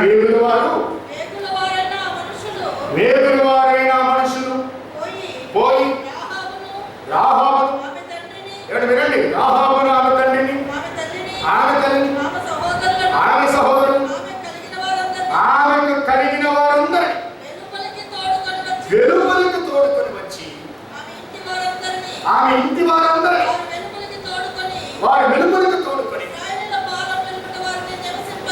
ఇశ్రాయేలీయుల పాలెము ఎదుట వారిని నివసింపచేసి ఏం చేశారండి? ఆమె చెప్పినట్టుగా జరిగిందా లేదా? ఆమె వేడుకున్నట్టుగా జరిగిందా లేదా?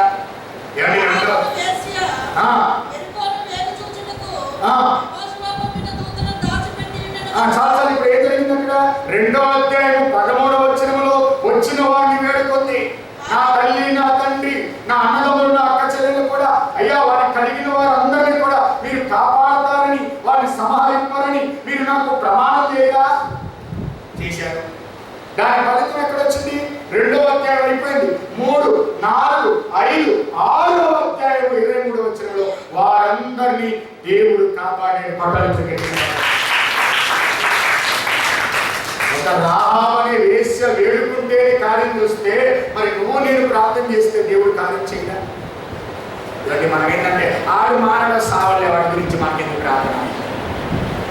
మనమే అంటాం ముందు, మన మనసులోనే ముందు డిసైడ్ అయిపోయాం మానవ సావడం, వాడి గురించి ప్రార్థన చేయడం మన అవసరం అని మనం ముందే డిసైడ్ అయిపోయి. నీకు తెలుసా, కఠినమైన సౌలుని పౌలుగా మార్చిన వాడు నీ అన్నను మార్చటం, నీ చెల్లిని మార్చటం, నీ అక్కను మార్చటం దేవునికి సాధ్యము కాదంటారా? తప్పకుండా సాధ్యమే. కొట్టడి ఈ రోజు నుంచి ప్రార్థన చేయడం ప్రారంభించారు. నేను ఎప్పుడు చెప్తుంటాను, జార్జ్ ముల్లర్ అనే ఒక సేవకుడు తన స్నేహితుడి కొరకు 23 సంవత్సరాలు ప్రార్థన చేశాడు మారాలని. 1 కాదు 2 కాదు, 23 సంవత్సరాలు ప్రార్థన చేశాడు. చివరికి జార్జ్ ముల్లర్ చనిపోయాడు. ఆ చనిపోయిన జార్జ్ ముల్లర్ శవాన్ని ఎవరిని పాతి పెట్టడానికి ఆ బరియల గ్రౌండ్కి తీసుకెళ్ళాడు. అక్కడ బరియల గ్రౌండ్లో అతను సమాధి చేయబోతున్నప్పుడు అతను ప్రార్థన చెయ్యగా ఏ అంశాలైతే దేవుడు విన్నాడో ఆ అంశాలన్నీ కూడా టిక్కు పెట్టాడట. దాదాపుగా 1000 అంశాలు ప్రభు దగ్గర పెట్టి ప్రార్థన చేస్తే 999 అంశాలకి రైట్ కొట్టాడంట టిక్కులు. లాస్ట్ లో ఒక్కటి ఉందంట. అక్కడ ఉన్న సేవకుడు, బరియలు చేసే సేవకుడు చదువుతా అన్నిటికీ సమాధానం వచ్చిందని జార్జ్ ముల్లర్ గారు టిక్కు పెట్టాడు. ఒక్కడు మాత్రం టిక్కు పెట్టలేదు అన్నాడంట. పక్కన ఉన్న వాళ్ళు అన్నారు, ఏంటో చదవండి అంటే ఒకటి అన్నారంట. శవం అక్కడే ఉంది, బరియల గ్రౌండ్. అప్పుడు చదివాడు, 23 సంవత్సరాలు బట్టి తన బాల్య స్నేహితుడు మార్పు చెందాలని జార్జ్ ముల్లర్ ప్రార్థన చేస్తున్నాడంట. దానికి టిక్కు పెట్టడం. ఆ స్నేహితుడు ఎక్కడో లేడు, ఆ బరియల గ్రౌండ్లో ఆ పక్కనే ఉన్నాడంట ఆ స్నేహితుడు. ఎప్పుడైతే ఈ మాట చదివాడో ఆ స్నేహితుడు పశ్చాత్తాపం పొంది మారు మనసు పొంది ఒక్క కేక వేశాడంట. ఆ స్నేహితుడు నేనే, ఈ రోజు నేను ప్రభుని అంగీకరిస్తున్నాను, నాకు కూడా టిక్కు పెట్టన్నాను. 23 సంవత్సరాలు ఒక స్నేహితుడి కొరకు జార్జ్ ముల్లర్ ప్రార్థన చేస్తే దేవుడు మార్చలేదా? 23 సంవత్సరాల బట్టి ప్రార్థన చేశాడు. చివరికి దేవుడు దానికి కూడా ప్రార్థనకు దేవుడు ఆశ్రయించాడు. నేను అంటాను, ఇక్కడ ఉన్నటువంటి రాహాబు అనే వేశ్య మొదట తన జీవితాన్ని చూసినట్లయితే దేవుని భక్తులకు సహాయం చేసింది. తన సొంత దేశాన్ని కూడా కాదండి, తన సొంత దేశాన్ని కూడా పక్కన పెట్టి దేవుని భక్తులకు సహాయం చేసింది. రెండోది, దేవుని భక్తులకు పరిచర్య చేసింది, ఆతిథ్యమిచ్చింది రాహాబు. మూడోది, తన ఇంటి వారిని రక్షణలోకి నడిపించుకుంది రాహాబు. హల్లెలూయా చెప్పండి, హల్లెలూయా. ఇకపోతే నాలుగోది పిల్లలు, ఆమె నిరీక్షణ కలిగి ఉన్నది. జాగ్రత్తగా వినాలి, క్లుప్తమైన మాటలు చెప్తారు, 10 చెప్తారు, మొత్తం 10 రకాలుగా ఏ విధంగా ఆమె రక్షణ సిద్ధపరుచుకుందో చెప్తారు. నాలుగోది, ఆమె నిరీక్షణ కలిగి ఉంది. ఏం కలిగి ఉందండి? నిరీక్షణ. ఏ నిరీక్షణ చెప్పమంటారా? ఇప్పుడు ఆమె ఏం చేసింది? ఆమె తన ఇంటి కిటికీకి ఎర్రని దారం కట్టుకొని తన వారందరినీ కూడా తన ఇంట్లో చేర్చుకొని ఇశ్రాయేలు పూర్వ రోజు వరకు వారి రాకడ కొరకు కనిపెట్టుకుంటుంది. విన్నారా? ఇప్పుడు ఏం చేసింది? ఆ ఇంటికి తన ఎర్రని తోరదారం కట్టుకుంది కిటికీకి. తాను ఇంట్లో ఉంది, తన తల్లి తండ్రి ఇంట్లో తీసుకొచ్చుకుంది, అన్నదమ్ముల ఇంట్లో తీసుకొచ్చుకుంది, అక్క చెల్లెల ఇంట్లో తీసుకొచ్చుకుంది, ఇక దారం కట్టుకుంది. ఇశ్రాయేలు యుద్ధము ప్రకటించి బోరలు ఊతారు. ఇక బోరలు ఎప్పుడు ఊతారా? బోరలు ఊర్చేసాను. ఇక నా ఇంటిని కాపాడబడతాను, ఈ దేశం మొత్తం వాళ్ళు స్వాధీనం చేసుకుంటారు, ఇదంతా పడగొడతారు, నా ఇంటిని మాత్రం క్షేమంగా నా ఇంటి వారందరినీ కూడా ఇశ్రాయేలు జనాంగంలో నన్ను కలుపుకుంటారు అని ఒక నిరీక్షణతో రాహాబు ఎదురు చూస్తుంది. చప్పరగొట్టాలి. 18వ వచనం నుంచి 21వ వచనం వరకు యెహోషువ గ్రంథం 2వ అధ్యాయం 18 చదవండి. నీవు మమ్మల్ని దించిన ఈ కిటికీకి ఈ ఎర్రని దారము కట్టి నీ తండ్రిని నీ తల్లిని నీ అన్నదమ్ములను నీ తండ్రి ఇంటి వారిని నీ ఇంట చేర్చుకో. నీ ఇంటి ద్వారంలో నుండి ఎలుకలకి వచ్చువాడు తన ప్రాణములకు తానే ఉత్తరవాది. మేము నిర్దోషమవుతాం.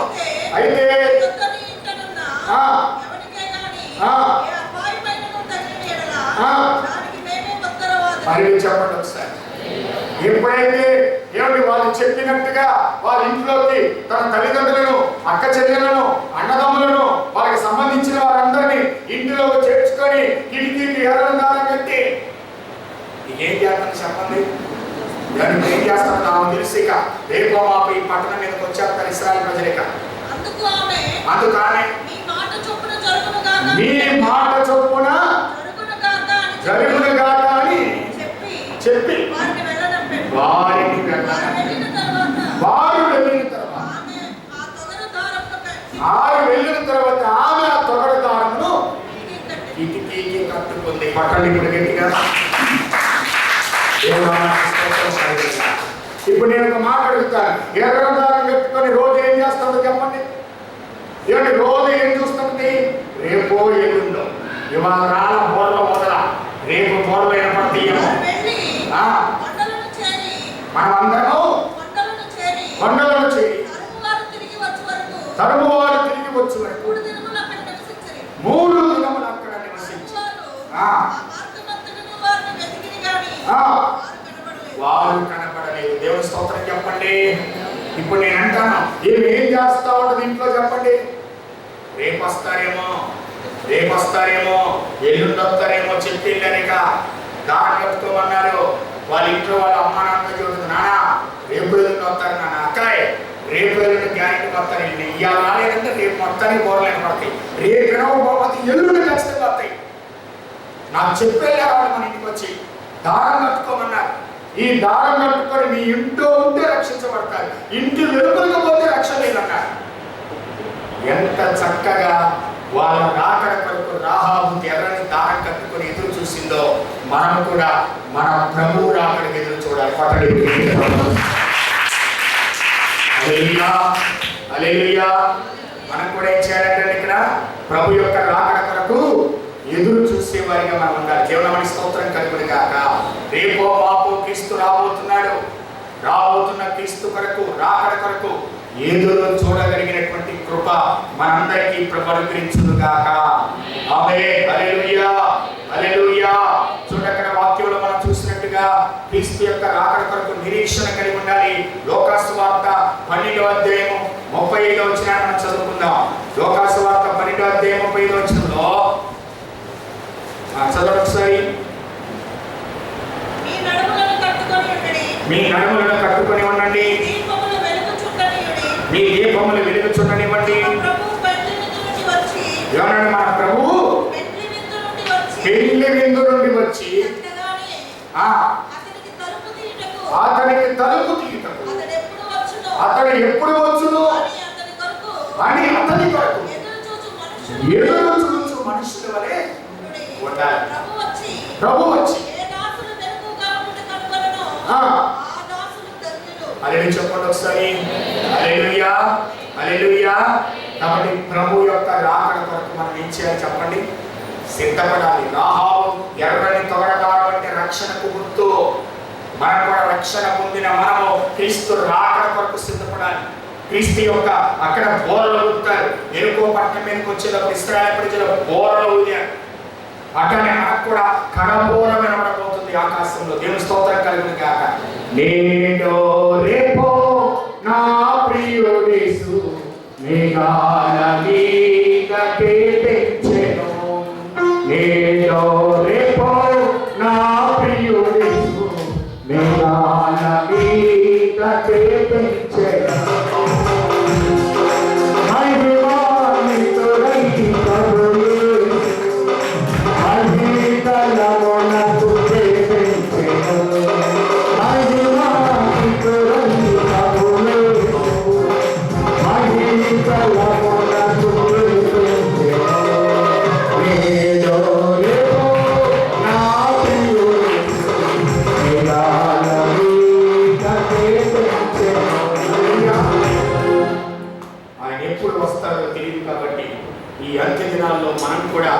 రక్షణని ఎర్రని తోడదారు కట్టుకొని క్రీస్తు యొక్క రాకడ కొరకు ఎదురు చూసేవారికి మనం ఉండాలి. దేవుని స్తోత్రం కలుగును గాక. 1 దైవ భక్తులకు సహాయం చేసిన రాహాబు. 2 దైవజనులకు ఆతిథ్యం ఇచ్చిన రాహాబు. 3 రాహాబు యొక్క ఇంటి వారిని రాహాబు తన ఇంటి వారిని రక్షణలోకి నడిపించుకున్న రాహాబు. తర్వాత 4 ఆమె రాకడ కొరకు యుద్ధము కొరకు ఆ బోరలు ఊదేవారి కొరకు నిరీక్షణతో ఎదురు చూసిన రాహాబు. దేవుని స్తోత్రం కలుగును గాక. ఇకపోతే పిల్లరా మరొక మాట నేను చెప్పాలనుకుంటున్నాను. 5వది ఆమె దేవుని కాపుదలలో ఉన్నది. 15వ వచనం చదవండి. అక్కడ 2వ అధ్యాయం యెహోషువ గ్రంథం 15వ అధ్యాయంలో ఆమె ఇల్లు ప్రాకారం మీద ఉన్నదంట. చదవండి. అక్కడ ఆమె ఇల్లు పట్టణ ప్రాకారం మీద ఉండెను. ఆమె ప్రాకారం మీద నివసించుచున్నది గనక తాడు వేసి కిటికీ ద్వారా వారిని దింపెను. దేవుని స్తోత్రం కలుగును గాక. దేవుడు ఎక్కడుందంటే ఇల్లు చెప్పండి? పట్టణపు ప్రాకారం మీద ఉందంట. ఎత్తైన స్థలంలో ఉందంటే ఇల్లు. అందుకే కిటికీ కొండ కిందగా దేవాల్సి వచ్చింది. ఎత్తులో ఉంది కాబట్టి ఇల్లు. దేవుని స్తోత్రం కలుగును గాక. కాబట్టి ఇక్కడ ప్రాకారం మీద ఆమె ఉంది కాబట్టి ఇక్కడ వాక్యం ఏం చెప్తుందంటే దేవుని యొక్క బిడ్డలు కూడా ప్రాకారం మీద అంటే ఉన్నతమైన స్థితిలో ఉంది. దేవుడు కూడా ఈ ఇంటికి దేవుడు కాపుదలగా ఉన్నాడు. దేవుని స్తోత్రం కలుగును గాక. ఎందుకంటే దేవుడి కాపుదలగా ఉన్న ఇల్లు ఏ విషయంలో కూడా కృంగిపోవద్దు, ఏ విషయంలో కూడా ధైర్యం విడిచిపెట్టవద్దని ప్రభు నామమున నేను తెలుస్తున్నాను. ఎందుకు తెలుసా? ప్రాకారం మీద ఆమె ఇల్లు ఉన్నట్టుగా, దేవుని కలిగి ఉన్నట్టుగా, రక్షణ కలిగి ఉన్నట్టుగా, దేవుని బిడ్డను ప్రేమించినట్టుగా, దేవుని బిడ్డలకు ఆతిథ్యం ఇచ్చినట్టుగా ఎప్పుడైతే ఈ పనులు చేసిందో ఆ ఇంటికి దేవుడే తన కాపుదలను అనుగ్రహిస్తున్నాడు. ఎందుకంటే ఇక ఏ విషయంలో కృంగిపోకుండా ధైర్యంతో, ఆనందంతో, ఉత్సాహంగా సాగిపోట ఎంతైనా మనందరికీ ప్రయోజనకరమే. దేవుని స్తోత్రం కలుగును గాక. గమనించారా? భయపడవద్దు, నాకు వచ్చిందేమో అనుకోబాకండి. నేను పోయింది. గమనించారా? నీ పక్కన 1000 మంది కూలినా, నీ పడి పక్కన 10,000 మంది పడిపోయినా అపాయం నీ యొద్దకు రాదని ఈ మాటను నమ్మితే ధైర్యం ఉండవు. ఓ తుమ్ము రాగానే వచ్చిందేమో కానీ కాకపోతే ఒడిలో 199.8, 100 వచ్చిందనుకో వచ్చిందేమో అనుకున్నామనుకో ఇక నిజంగానే వచ్చిందేమో అనేసి నిజంగానే వచ్చింది. భయపడటం వలన మనుషులకు ఉరివచ్చు అన్నాడు. దేవుని స్తోత్రం కలుగుతుంది. ఎందుకంటే భయపడటం అనేది మన వంతు కాదు, అపవాది వంతు. దేవుని బిడ్డల సింహం వలె ధైర్యంగా ఉంటారు. దేవుని స్తోత్రం కలుగుతుంది. ఈ మధ్యకాలంలో కొంతమంది ఫోన్లోనే ధైర్యం పరుస్తున్నారు. ఫోన్లోనే కొంతమంది భయపడే వాళ్ళకి చెప్తుంటే అన్న నేను చెప్పిన తర్వాత 7 గంట బలం వచ్చింది అంటున్నారు. మంచిదే ఆయన అనుకున్నది. ఎందుకంటే 7 గంట బలం వచ్చిందంట ఒక్కొక్కరికి. గమనించారా? అప్పటి వరకు క్రికిపోతా, అప్పటి వరకు బాధపడుతుంటే వెంటనే ధైర్యపరిచే మాటలు ఏంటంటానో, ప్రాకారం మీద ఉన్న ఇల్లు, ఎత్తైన స్థలంలో ఉన్న ఇల్లు, దేవుని కాపుదలలో ఉన్నటువంటి ఇల్లు రాహాబు ఇల్లు. దేవుని కాపుదలలో ఉంటే, దేవుని భద్రతలో నీ కుటుంబం ఉంటే, ప్రార్థనా పరులుగా నీ కుటుంబం ఉంటే, ఏ కీడు నీ కుటుంబానికి దరిచేరదో, ఏ తెగులు నీ కుటుంబానికి దరిచేరదో. దేవుని ప్రసన్నత, దేవుని కాపుదల, దేవుని కృప, దేవుని భద్రత, దేవుని యొక్క స్వస్థత నీ కుటుంబానికి ప్రభు ఇవ్వబోతున్నాడు. దేవుని స్తోత్రం కలుగునుగా.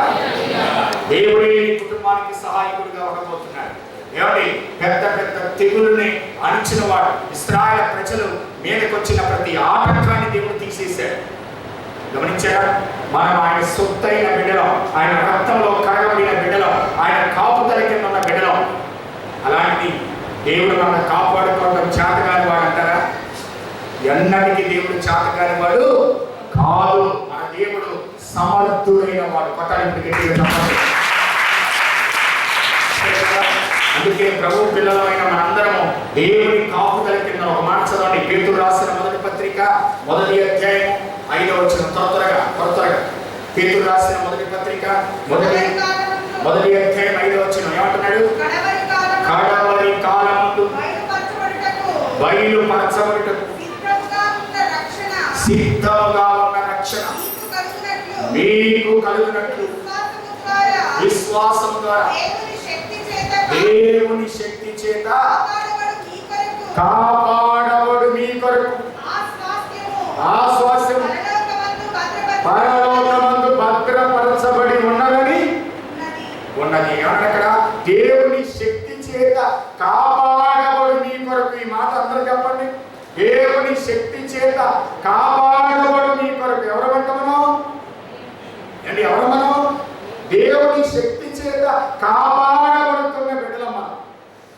ఏమండి, ఒక రాహాబు అనే స్త్రీ తన ఇంటి కిటికీకి ఎర్రని తొగదాన్ని కట్టుకుంటే ఆ ఇల్లు కాపాడబడింది. అట్లాంటి దేవుడు మనల్ని కాపాడలేదా? కాపాడబడుటకు అన్నాడు.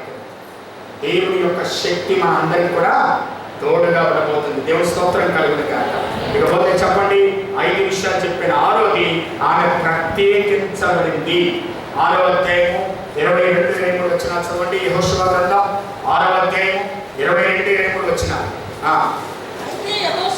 అయితే యెహోషువ ఆ వేశ్య ఇంటికి వెళ్ళి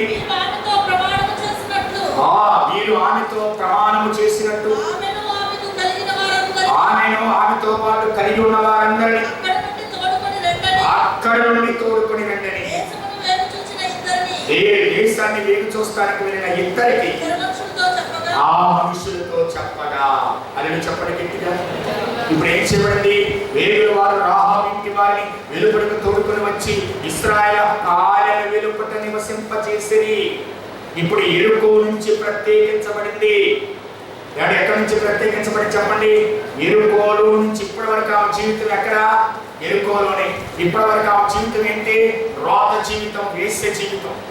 ఇప్పుడు ఏం చేయబడింది? ఆమె వేగుల వారి చేత రాహాబు ఈమె ఏం చేయబడిందంటే యెరికో పట్టణం నుంచి, శపితమైన పట్టణం నుంచి, శపితమైన జీవితం నుంచి, రోత జీవితం నుంచి ప్రత్యేకించబడి ఇశ్రాయేలు పాలెంలోనికి వచ్చింది. ఆమె ఇంటి వారినందరినీ వారు వెలుపలకు తోడుకొని ఇశ్రాయేలు పాలెము వెలుపట వారిని నివసింపచేసిన. ఎలాంటి ఆధిక్యత వచ్చిందండి? 6వ పాయింట్, ఆయన ప్రత్యేకించబడింది. ఇప్పటికీ నువ్వు ప్రత్యేకించబడ్డావా?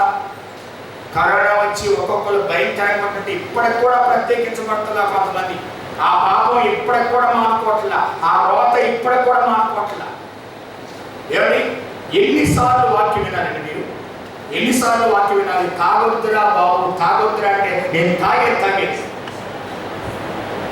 చాలా మంది ఇంకా కంపు జీవితాన్ని విడిచిపెట్ల. మీకంటే రాహాబు వేస్తున్నాడు. రాహాబు వండర్ఫుల్ వేస్తుంది. 100 మార్కులు వేయచ్చు రాహాబు. ఒక్క మాట చెప్పించుకుంది, వెంటనే తన జీవితాన్ని మారుతుంది. ఒళ్ళో పక్కన పెట్టింది. వేగులు వారి వచ్చిపోయిన నాటి నుండి ఆమె జీవితమే మారిపోయింది.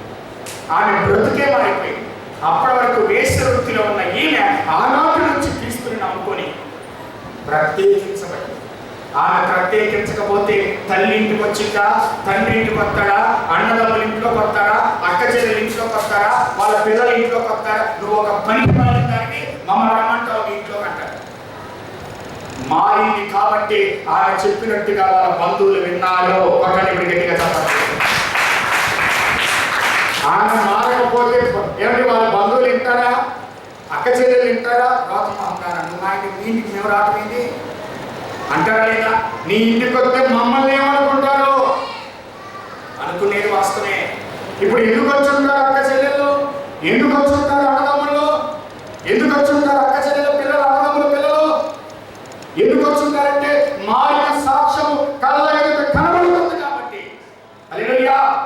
మారిన సాక్ష్యము కళ్ళ ఎదుట కనబడుతుంది కాబట్టి పిలవగానే మారిపోయింది ఆమె జీవితము. రోగ జీవితం ఇక లేదు, పాడైపోయిన జీవితం ఇక లేదని వెంటనే ఆ మాట చొప్పున పరిగెత్తుకుని ఆ ఇంట్లోకి వచ్చారు. దేవుని స్తోత్రం కలుగునే కనుక ఆమె జీవితం ప్రత్యేకించబడింది. నీ జీవితం ప్రత్యేకించబడిందా? నీ జీవితం ప్రత్యేకించబడిందా? ఇంకా ఆ పాపంలోనే, ఆ రాతలోనే, ఆ గలీజులోనే, ఆ దరిద్రంలోనే ఉండిపోతున్నావా? లోపల నాకు ఎంతో వేదన వస్తుంది మాట చెప్పాలంటే.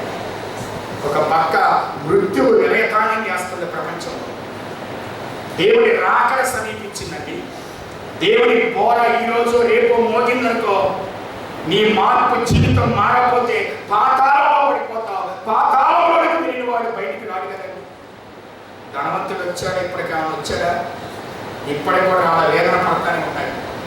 నాకు ఎందుకో మొన్న అనిపించింది, ఒకరోజు పడుకున్నాను, హాయిగా నిద్రపోయాను. 5:30 దాకా నాకు వెలుగు రాదు. ఏం జరిగిందో తెలియదు. నాకెందుకు ఉదయకాలమే పరలోకం అంటే ఎట్లుంటుంది, నరకం అంటే ఎట్లుంటుందో అనిపించింది. నా అంతరాత్మ నాకు బోధిస్తుంది. ప్రశాంతంగా ఏ దిగులు లేకుండా హ్యాపీగా నిద్రపట్టింది. నిద్రపట్టినప్పుడు నాకు అనిపిస్తుంది, ఇదే పరదేశం అంటే. పరదేశంలో ఎట్లుంటామంటే రేపు ఆత్మలో ప్రశాంతంగా, నెమ్మదిగా, ఏ విధమైన టెన్షన్ లేకుండా హ్యాపీగా ఉండే స్థలమే. ఈ హ్యాపీగా నిద్రపట్టినటువంటి పరిస్థితే పరదేశీ అనిపించింది నాకు. మరి పాతాళం ఎట్లుంటుంది? భయముతో, దిగులుతో, చింతతో. 12 అయిందా? మళ్ళీ కాసేపు చెప్తే 12 అయినా ఎంతసేపు 5 నిమిషాలు అయింది. మళ్ళీ ఎప్పుడు తెల్లారితో బాబో కాసేపు చెప్తే 12 బాబు ఈ టైం ఏది కాదా? ఇది నెమ్మది లేని తనమే పాతాళం. నెమ్మది లేకుండా ఉండే స్థలం పాతాళము. నెమ్మదితో నీ ఏం అర్థం కాక 10, 9, 10 పడుకుంటే 5:30 దాకా మధ్యలో ఏం జరిగిందో అసలు ఏమి తెలియకుండా ప్రశాంతంగా తెల్లారిపోతుంది. అది పరదేశం. క్షణక్షణం భయంతో నిద్ర రాకుండా కలత చెందుతున్న పరిస్థితి పాతాళం.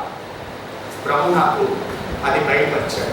రేపు నెమ్మదిగా ఉండటం అంటే ప్రమదగా అలా కొడుకొని ఏం తెలియకుండా ప్రశాంతంగా. పాతాళం అంటే నెమ్మది లేదు. అది అడిగండి ధనవంతుడు, ఇక్కడ నేను యాతన పడుచున్నాను తండ్రి అయిన అబ్రహామా. నాకు ఆ మాట గుర్తొచ్చింది. నేను ఇక్కడ యాతన పడుచున్నాను తండ్రి అయిన అబ్రహామా, నీ దగ్గర ఉన్న లాజరుని పంపి ఒక చుక్క నీటిలో ముంచి వేరు కొన నాలిక చల్లార్చినట్టుగా ఒక బొట్టు నా నాలిక మీద వెయ్యి. ఏం పడుతున్నాడండి? సభలో ఉందో లేదు బైబిల్లో. లోకసువార్త 16వ అధ్యాయంలో ధనవంతుడు అన్న మాటలు వచ్చిన నాకు గుర్తులేదు. చూడండి అక్కడ. ఇంకా ముందుకు రాను స్పీడ్గా. ఏమంటాడు? నేను ఇక్కడ యాతన పడుచున్నా. వచ్చింది చెప్పండి. లోకసువార్త 16వ అధ్యాయం 24 వచ్చింది. తండ్రి అయిన అబ్రహామా, నా యందు కనికరపడి చల్లార్చుటకు లాజరును పంపుము. నేను ఈ అగ్ని జ్వాలలలో యాతన పడుచున్నాను. యాతన ఏమన్నాడు అక్కడ? కేకలు వేయించు చెప్పాను. యాతన పడుచున్నాను. పాతాళం అంటే యాతన, యాతన, యాతన. కలవడంతో ఉండిపోతాం ఒక్కోసారి. ఇప్పుడు అక్కడ ఏం చేస్తున్నాడు లాజరు? నెమ్మది, అక్కడ నెమ్మది పడుకుంటున్నాడు, ఏం తెలియట్లా పడుకుంటున్నాడు. లేచి ఏంది అప్పుడే తెల్లారిందా? ఏం జరిగిందబ్బా? ఈ 10 గంటల్లో పడుకున్న తర్వాత ప్రశాంతత, నెమ్మది, కలవడం లేదు. ఎవరి? లాజరు ఉన్న స్థలంలో నెమ్మది, ధనవంతుడు ఉన్న స్థలంలో యాతన పడే స్థలానికి వెళ్ళొద్దు. గుర్తుపెట్టుకోవాలి పిల్లరా, ఈ పనికి మారినటువంటి పరిస్థితి విడిచిపెట్టకుండా, రోత జీవితాన్ని విడిచిపెట్టకుండా, ఆ పాపం విడిచిపెట్టకుండా, ఇప్పటిదాకా మేనేజ్ చేసుకుంటా, ఇప్పటిదాకా ఎవరి కంట పడకుండా, ఇప్పటిదాకా ఎవరికి తెలియకుండా దాచబడిన పాపము రేపు పాతాళానికి తీసుకుని వెళ్తుంది. ఈ మాటలు ఎవరి కొరకు ప్రభు బోధిస్తున్నాడో నాకు తెలియదు. ఎందుకంటే నీ జీవితం నెమ్మది పొందే జీవితంగా ఉండాలని ప్రభు ఆశపడుతున్నాడు. ఏమండి, ధనవంతులు ఉండే స్థలంలో కాక లాజరు ఉన్న స్థలానికి ప్రభు నేను తీసుకువెళ్ళాలని ఆశపడుతున్నాడు. దాని కొరకు మనం సిద్ధపడాలి. ఇక్కడ నేనంటాను, ఆమె జీవితం ప్రత్యేకించబడింది. ఒక్కసారి వేగులు వారి ఇంటికి వస్తేనే జీవితం మారింది. దేవుడి స్తోత్రం కలుగునుగా. ఎవరి మారిందంటానికి సాక్ష్యం ఏంటంటే, అక్క చెల్లెలు ఇంటికి వస్తున్నారు, అన్నదమ్ములు ఇంటికి వస్తున్నారు, తల్లిదండ్రులు ఇంటికి వస్తున్నారు, బంధువులు ఇంటికి వస్తున్నారు. ఏంట్రా ఇదివరకు ఇంటికి రమ్మంటే నీ ఇంటికి వస్తాడే పనికి మారిందా? ఇప్పుడైతే ఆమె సాక్ష్యాన్ని బట్టి ఆమె బంధువులు ఆమె ఇంటికి వచ్చారు. పక్కన ఎలాంటి పరిస్థితి నీ జీవితంలోకి రావాలి. ఇక 7వ మాట చెప్తాను. 7వది, ఆమె దేవుని ప్రజల మధ్య నివసించుచున్నది. కొట్టండి ఇప్పుడు గట్టిగా చెప్పండి. 6వ అధ్యాయం 25 చూడండి. యెహోషువ గ్రంథం 6వ అధ్యాయం 25 ఎక్కడ ఉంది? ఇప్పుడు ఆమె ఎక్కడ ఉంది? రాహాబు అనే వేశ్య ఎరుకోను వేగు చూచుటకు దాచిపెట్టి ఉండెన గనుక అతడు ఆమె తండ్రి ఇంటి వారి ఆమెకు కలిగిన వారందరినీ బ్రతకనిచ్చెను. ఆమె నేటి వరకు ఇశ్రాయేలుల మధ్య నివసించెను. పట్టణప్పుడు ఆమె నేటి వరకు ఇశ్రాయేలుల మధ్య నివసించెను. అప్పటి వరకు ఎరుకోలో నివసించెను. అప్పటి వరకు వేశ్యగా బతికెను. అప్పటి వరకు ఒళ్ళు అమ్ముకొని బతికెను. అప్పటి వరకు పాప జీవితంలో బతికెను. ఇప్పుడు ఇశ్రాయేలు మధ్యలో నివసించాను. మార్పు వచ్చిందా లేదా? ఒక గొప్ప మార్పు వచ్చింది. నేనంటాను, ఆమె దేవుని ప్రజల మధ్యలో నివాసం చేసింది. ఇప్పుడు ఎవరండి ఇశ్రాయేలు ప్రజలు? దేవుని చేత ఎన్నుకోబడిన వారు. ఇశ్రాయేలు కాపాడువాడు కొనకడో నిద్రపోయినటువంటి వాళ్ళ మధ్యలోకి వచ్చేసింది. ఎరుకోని విడిచిపెట్టింది, రోత జీవితాన్ని విడిచిపెట్టింది, పాప జీవితాన్ని విడిచిపెట్టింది. ఇప్పుడు ఎక్కడికి వచ్చిందంటే ఇశ్రాయేలు మధ్యలో నివాసం చేసింది. ఇప్పుడు నువ్వు ఎక్కడ ఉన్నావు? ఇంకా విడిచిపెట్టావా? విడిచిపెట్టలేదా? ఏడా ఆ సినిమాలు విడిచిపెట్టావా? ఆ దుష్ట సాంగత్యం విడిచిపెట్టావా? ఆ రోత జీవితం విడిచిపెట్టావా?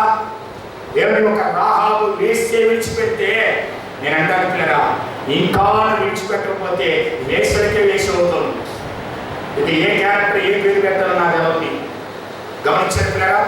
ఎందుకంటే ఒక్క మాటతో తన జీవితాన్ని మార్చుకుంది. ఒక్క వేగుల వారు వచ్చి ఆ రాత్రి ఉండటంతో ఆ జీవితమే మారిపోయింది. దేవుని స్తోత్రం కలుగునుగా. హల్లెలూయా. అందుకే వాక్యం ఒక మాట పిల్లరా, సామెతల గ్రంథం 27వ అధ్యాయము 17వ వచనం చదవండి. అక్కడ 27వ అధ్యాయము, ఇనుము చేత ఇనుము పొదునగును అట్లు ఒకడు తన చెడికానికి వివేకము పుట్టించును. ఏం పుట్టిస్తాడంటండి? ఇనుము చేత ఇనుమేమైంది? పొదున వాళ్ళు ఇనుముని పొదును చేయాలంటే ఇనుమే వాడతారు. అట్లానే ఒక చెలికానికి ఏం చేస్తుంది? వివేకం. అంటే ఏం చేసింది? తన అక్క చెల్లెలకు ఏం పుట్టించింది? జ్ఞానమును పుట్టించింది, వివేకమును పుట్టించింది. దేవుని స్తోత్రం కలుగునుగాక. గమనించారా? ఇకపోతే ఇక 2 మాటలు చెప్తాను. 8వది, ఆమె ఒక యూదుని వివాహం చేసుకుంది.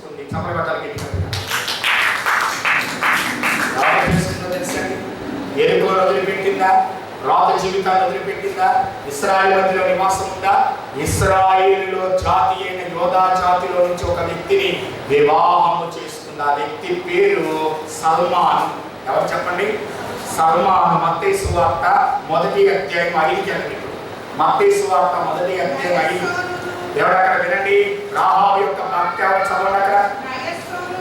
నయసోను తీశారంటారు. మత్తయి సువార్త 1వ అధ్యాయం 5వ వచనం. నయసోను సల్మాను కనెను, సల్మాను రాహాబునందు బోయాజును కనెను. పక్కన ఇప్పుడు గట్టిగా చదవండి.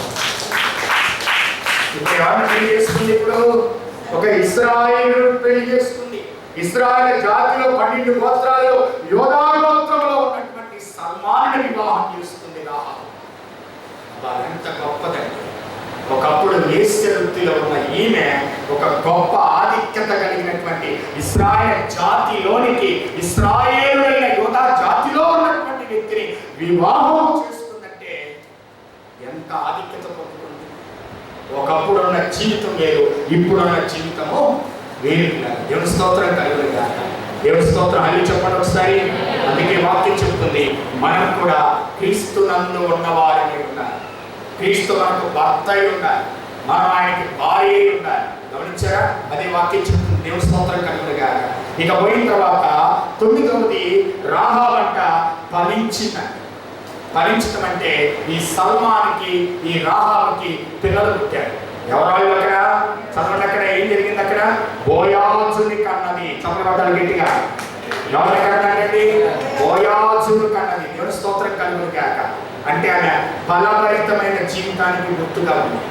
పిల్లలు పుట్టడం అంటే ఫలభరితం. బోయాజుని కన్నదని వాక్యం చూస్తున్నాం. చివరిగా 10వది చూస్తే ఆమె యేసు క్రీస్తు తల్లులలో ఒక తల్లి అయినది. చదవబడ్డారు గట్టిగా. యేసు క్రీస్తు వారి యొక్క వంశావళిలో పేరు సంపాదించారు. యేసు క్రీస్తు వారి యొక్క తల్లిలో మరియ లాంటిది. అక్కడ మత్తయి సువార్త 1వ అధ్యాయంలో 4 కనపడతారు మనకి.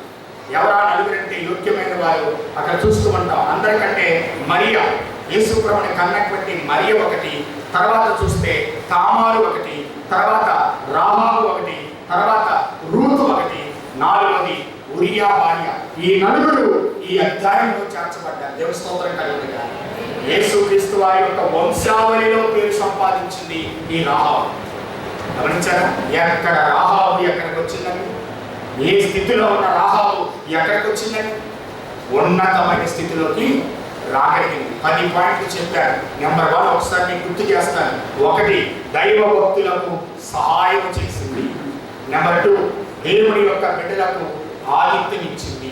నెంబర్ 3 తన ఇంటి వారి రక్షణలోకి నడిపించుకుంది. 4 ఆమె నిరీక్షణతో ఎదురు చూసింది, వాళ్ళు వస్తారన్నారని. 5 ఆమె దేవుని యొక్క కాపుదలలో ప్రకారమైన ఆమె ఇల్లు ఉన్నది. 6 ఆమె ప్రత్యేకించబడినది. 7 ఆమె దేవుని ప్రజల మధ్య నివాసం చేసింది. 8 ఒక యూదుడైన వారిని వివాహం చేసుకుంది. 9 బోయాజుని కని ఫలభరితమైన జీవితాన్ని కలిగి ఉన్నది. లాస్ట్ది 10 ఆమె రక్షకుడైన క్రీస్తు యొక్క వంశావళిలో ఒక తల్లిగా చేర్చబడింది. పటాలకి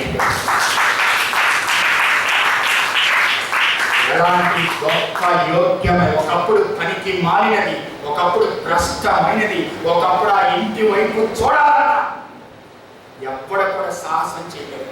ఆ కొంప సంగతి మీ తెలియలే పాయింట్ అంటారు. ఇప్పుడు ఏమైపోయింది? ఎరుక జీవితం మారిపోయింది, వేసే జీవితం మారిపోయింది, పనికి మారిన జీవితం మారిపోయింది, పరిశుద్ధమైన జీవితం వచ్చింది. ఒక ఇంటిగాలైంది, ఒక చక్కని బిడ్డలకు తల్లి అయినది. రక్షకుడైన క్రీస్తు వంశావళిలో ఆమె పేరు కూడా చేర్చబడింది. మత్తయి సువార్త 1వ అధ్యాయం క్రీస్తు వంశావళి. ఎక్కడి నుంచి వచ్చాడు ఈ సంతానికి? చెట్ట చివరిగా యోసేపు నందు ఆ ప్రభుని క్రీస్తు కని అంటారు. చివరి మాటలు యేసు ప్రభు కన్న దగ్గర కాలిపోయింది వంశావళి. ఈ వంశావళిలో రాహాబు యొక్క పేరు కూడా చేర్చబడింది. ఎంత యోగ్యురాలై, ఒక పనికి మారినటువంటిది, దేనికి కూడా పనికి మారినటువంటి జీవితంలో ఉన్నటువంటి ఈమె యోగ్యురాలైన జీవితంగా మార్చబడింది. మన బ్రతుకులు ఎలా ఉన్నాయి, మన జీవితాలు ఎలా ఉన్నాయి, ఒక్కసారి మనము పరిశీలన చేసుకుందాం. అందరూ కూడా తనలోని ప్రార్థన చేసుకుందాం. ఒక్కసారి ప్రభు వైపు మనం తలెత్తుదాం. రేపు వారం ఎలా ఉంటుందో, పరిస్థితులు ఎలా ఉంటుందో, నీ వీధిలో ఎలా ఉంటుందో, నీ ఇంటి పక్కన ఎలా ఉంటుందో, రేపు నువ్వు బయటికి రాగలుగుతావో లేదో, నీ ఏరియా కంటైన్మెంట్ చేస్తారేమో, నువ్వు బయటికి రావడానికి కూడా వీలు లేకుండా అనేకమైనటువంటి అర్థాలు పెడతారేమో. ఈరోజు నేను సూటిగా మాట్లాడే తమ్ముడు చెల్లి, సూటిగా మాట్లాడే బ్రదర్ సిస్టర్, ఒక రాహాబే ఎంత ప్రయోజనకరమైన రీతిగా మార్చబడింది. అద్భుతమైన క్రీస్తు యొక్క వంశావళిలో ఒక పేరు సంపాదించగలిగిన యోగ్యత రాహాబుకు వచ్చింది. అయ్యో, ఎన్ని సంవత్సరాలైంది ప్రభు దగ్గరికి వచ్చి, ఎన్ని ప్రసంగాలైనావు. ప్రభు మాట్లాడుతున్న వేళ కఠినపరుచుకోవద్దని హృదయాన్ని, కఠినపరుచుకోవద్దని మనస్సుని. తమ్ముడు కఠినపరుచుకోవాక, బ్రదర్ కఠినపరుచుకోవద్దు, సహోదరి నువ్వు కఠినపరుచుకోవద్దు. పరిస్థితులు బాగలేదు, పరిస్థితులు బాగలేదు. మృత్యువు ఎలా దారుణం చేస్తూ ఉంది, మరణ మృతంగము ప్రపంచంలో ఉంటుంది. ఇప్పుడే నీ జీవితాన్ని దేవునికి సమర్పించు. రేపేమి జరుగునో నీకు తెలియదు, రేపు వారు ఏ వార్త వింటామో నీకు తెలియదు. దేవుడికి మన జీవితాన్ని సమర్పించుకుందాం. యేసయ్యా, ఒకవేళ ఈ వారంలో నీ రాక వస్తే, ఈ వారంలోనే కలవర శబ్దం ఆకాశమందు మోగితే, ఎంతబడి యోగ్యత నాకుందా, ఎంతబడి యోగ్యత నాకుందా. అయ్యో, ఒక లాభమే నాకంటే బెస్ట్, ఒక లాభమే నాకంటే ఉత్తమురాలు. నా స్థితిని మార్చు నాయనా, నా బ్రతుకుని మార్చు. ప్రార్థన చేయి, ప్రార్థన చేయి. ఒక పక్క నుంచి దేవుడు విజృంభిస్తూ ఉంది, ఒక పక్క నుంచి మరణ మృగంగా మోగుతుంది. ఇంతవరకు నన్ను కాపాడుతూ వచ్చావు, నీ వాక్యం నాకు వినిపింపుతూ వేస్తూ వచ్చావు. మార్పు లేని నా బ్రతుకు ఇక ఉండకూడదయ్యా. ఇశ్రాయేలు వంశావళిలో చేర్చబడింది, ఇశ్రాయేలు బాల్యంలో నివసింపగలిగింది. తండ్రిని తల్లిని రక్షించుకుంది, అక్క చెల్లెలను రక్షించుకుంది, అన్నదమ్ములను రక్షించుకోగలిగింది. ఇంతవరకు నా బంధువులు నేను రక్షించుకోలేకపోయానయ్యా. ప్రభా, ఈ వారంలో ఏ వార్తలు వింటామో, ఈ వారంలో ఏ పరిస్థితులు మా కళ్ళ ముందు కనబడతాయో. బయటికి వెళ్ళడం సేపు కాదు, కలిసి ఉండటం సేపు కాదు. అయ్యో, బయటికి వెళ్ళి ఒక వస్తువు కొనలేని స్థితి, ఒక కుటుంబానికి వెళ్ళి మాట్లాడలేని స్థితి. ప్రభా, జీవితాన్ని కాపాడుతాయ్యా. ప్రార్థన చేయాలి, బలమైన ప్రార్థన. దేవుడు ఎందుకో ప్రేరేపిస్తున్నాడు ఈ ప్రార్థన. ఒంటిగా ఉండవద్దు, ప్రభు చెంత కన్నీళ్లతో, దేవా నన్ను కాపాడయ్యా, నా కుటుంబాన్ని కాపాడయ్యా, నా సంఘాన్ని కాపాడయ్యా. ఈ దేవుడు నాయన, నా వీధిలో ఈ దేవుడు మరణ మృదంగా మోగిస్తున్నాయా. నన్ను అంటకుండా సహాయం దయచేయి, నీ కృప దయచేయి అయ్యా. ప్రపంచ ప్రజలు తుడిచిపెట్టుకుపోతున్నారయ్యా. ఎన్నో తెలియని కేసులు, ఎన్నో తెలియని మరణాలు. మాకు తెలియకుండానే జీవితాలు గడగడవాడిపోతున్నాయి. ప్రభా, మమ్మల్ని జ్ఞాపకం చేసుకో. ఇంకా నా భర్త మారలేదు, ఇంకా నా భార్య మారలేదు, నా బంధువులు మారలేదు, నా అక్క చెల్లెలు మారలేదు, నా అన్నదమ్ములు మారలేదు. ఒక్కసారి వారిని జ్ఞాపకం చేసుకో.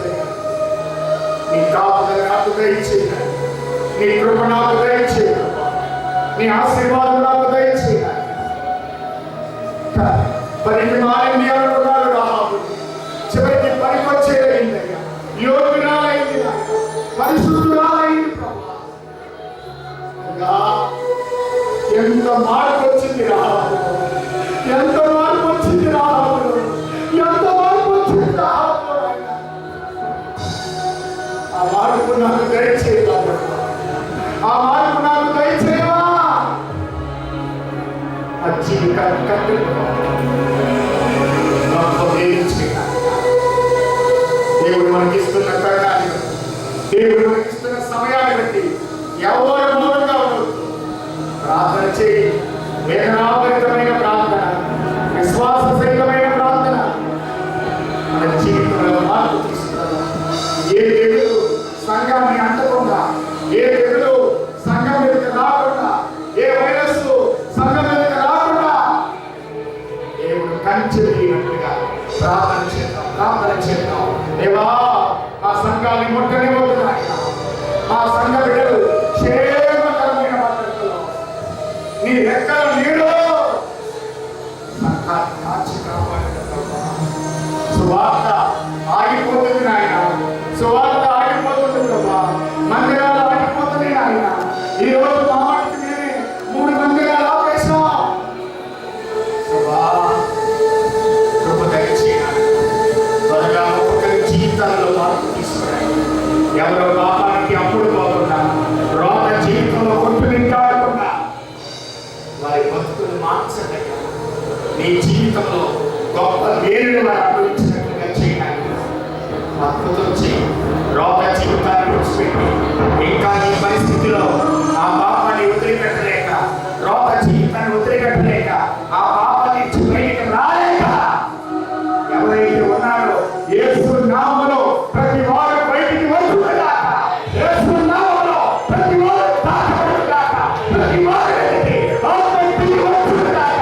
పరిశుద్ధాత్మతో నింపబడుగాక. ఆత్మశక్తితో నింపబడుగాక.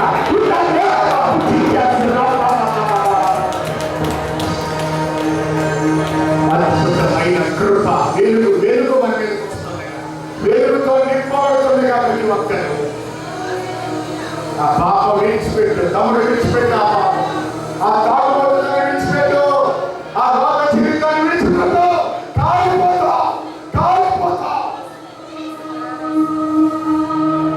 ఎవరు నిన్ను కాపాడలేక, ఎవరు నిన్ను సంరక్షించలేదు. నీ వాళ్ళెవరు నీ దగ్గరికి రారు.